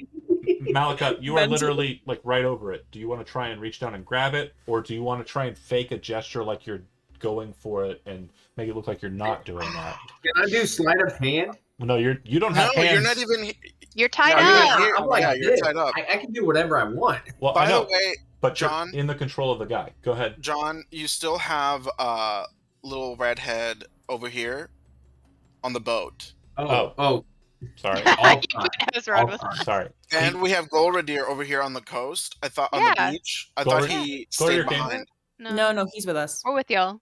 You're on the Okay. boat. We're here. Yes, two others besides Fiona and the prisoner. Yeah. If y'all just tell Golradier that there's the sending stone, they'll go, ooh, Well- pretty rock.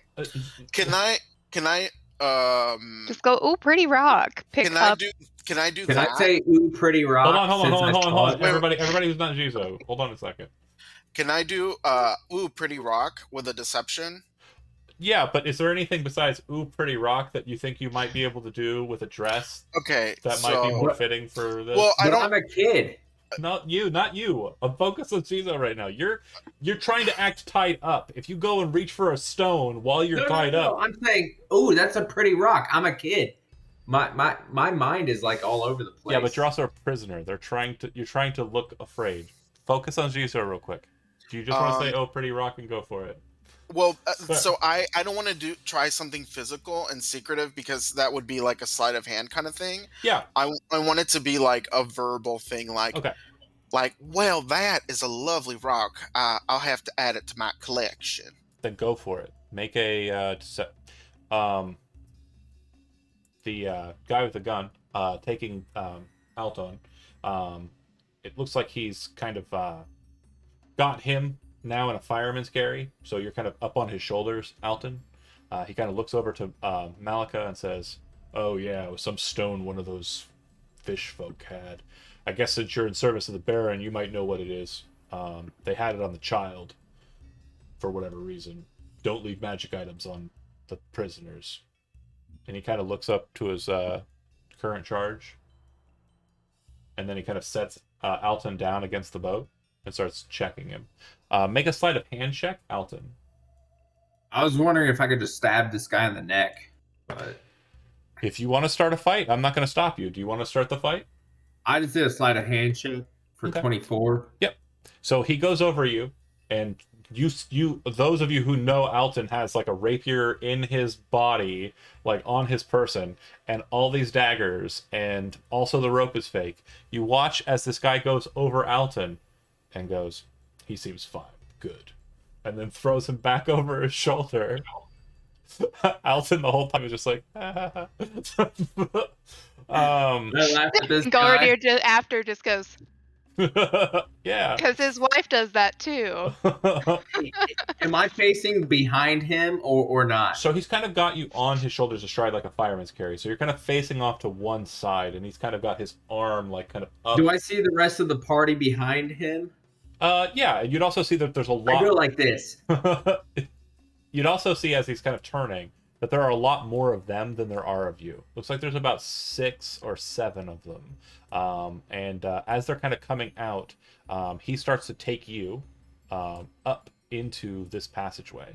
And he seems to gesture as if he's, allowing the others to follow, the others of the Baron's court. Hezrod and Avran, you would see that they are now going inside. Hezrod, you'd be well aware that with your fish strength, you would be able to carry these, not the elk, but definitely Avran, to shore very quickly if you switch into merfolk mode. And you also see a nice little rock up there that looks like it might provide a decent cover or hiding position. Right. He kind of grabs Avran from like the back of his armor and looks at him and says, "How long can you hold your breath?" Jonah's not here, so he says, "Indefinitely, indubitably," and you jump in the water. Right. Forever. So we're going like probably like I'd say 10 feet under the surface, and then I'm going fish form, and then I'm taking off. Okay. And we're gonna come up on the other side of this rock and make our way to shore. Okay. Perfect. So that is very good. I will end it with a bit of a narrative beat. So the guy takes Avran, or Alton rather, sorry, wrong A name, and you three into a pretty decent sized chamber. Kind of cut to the left, pass through a narrow pool. It's also not too deep. It does seem to have a bit of a swirl to it, the water does. Very strange. But he leads you up to this place and then takes Alton. And you see him kind of look up towards the steps, kind of past where this pool is at. And you hear a voice kind of just say, "You will suffice." And then the guy is throwing Alton into the pool. At that moment, don't think about what you're trying to do, what you're going to do, how the fallings happened. That doesn't matter, because that is a cliffhanger ending. Get used to those. 10 o'clock's hard cutoff time. And we will pick up from there next week as we figure out how this will play out with the cultists. Stab the guy in the neck. With the cultists of the Lady of the Deep. Well, we don't know. Maybe. All right. Thanks for watching those that did, and we will pick up next week. Bye.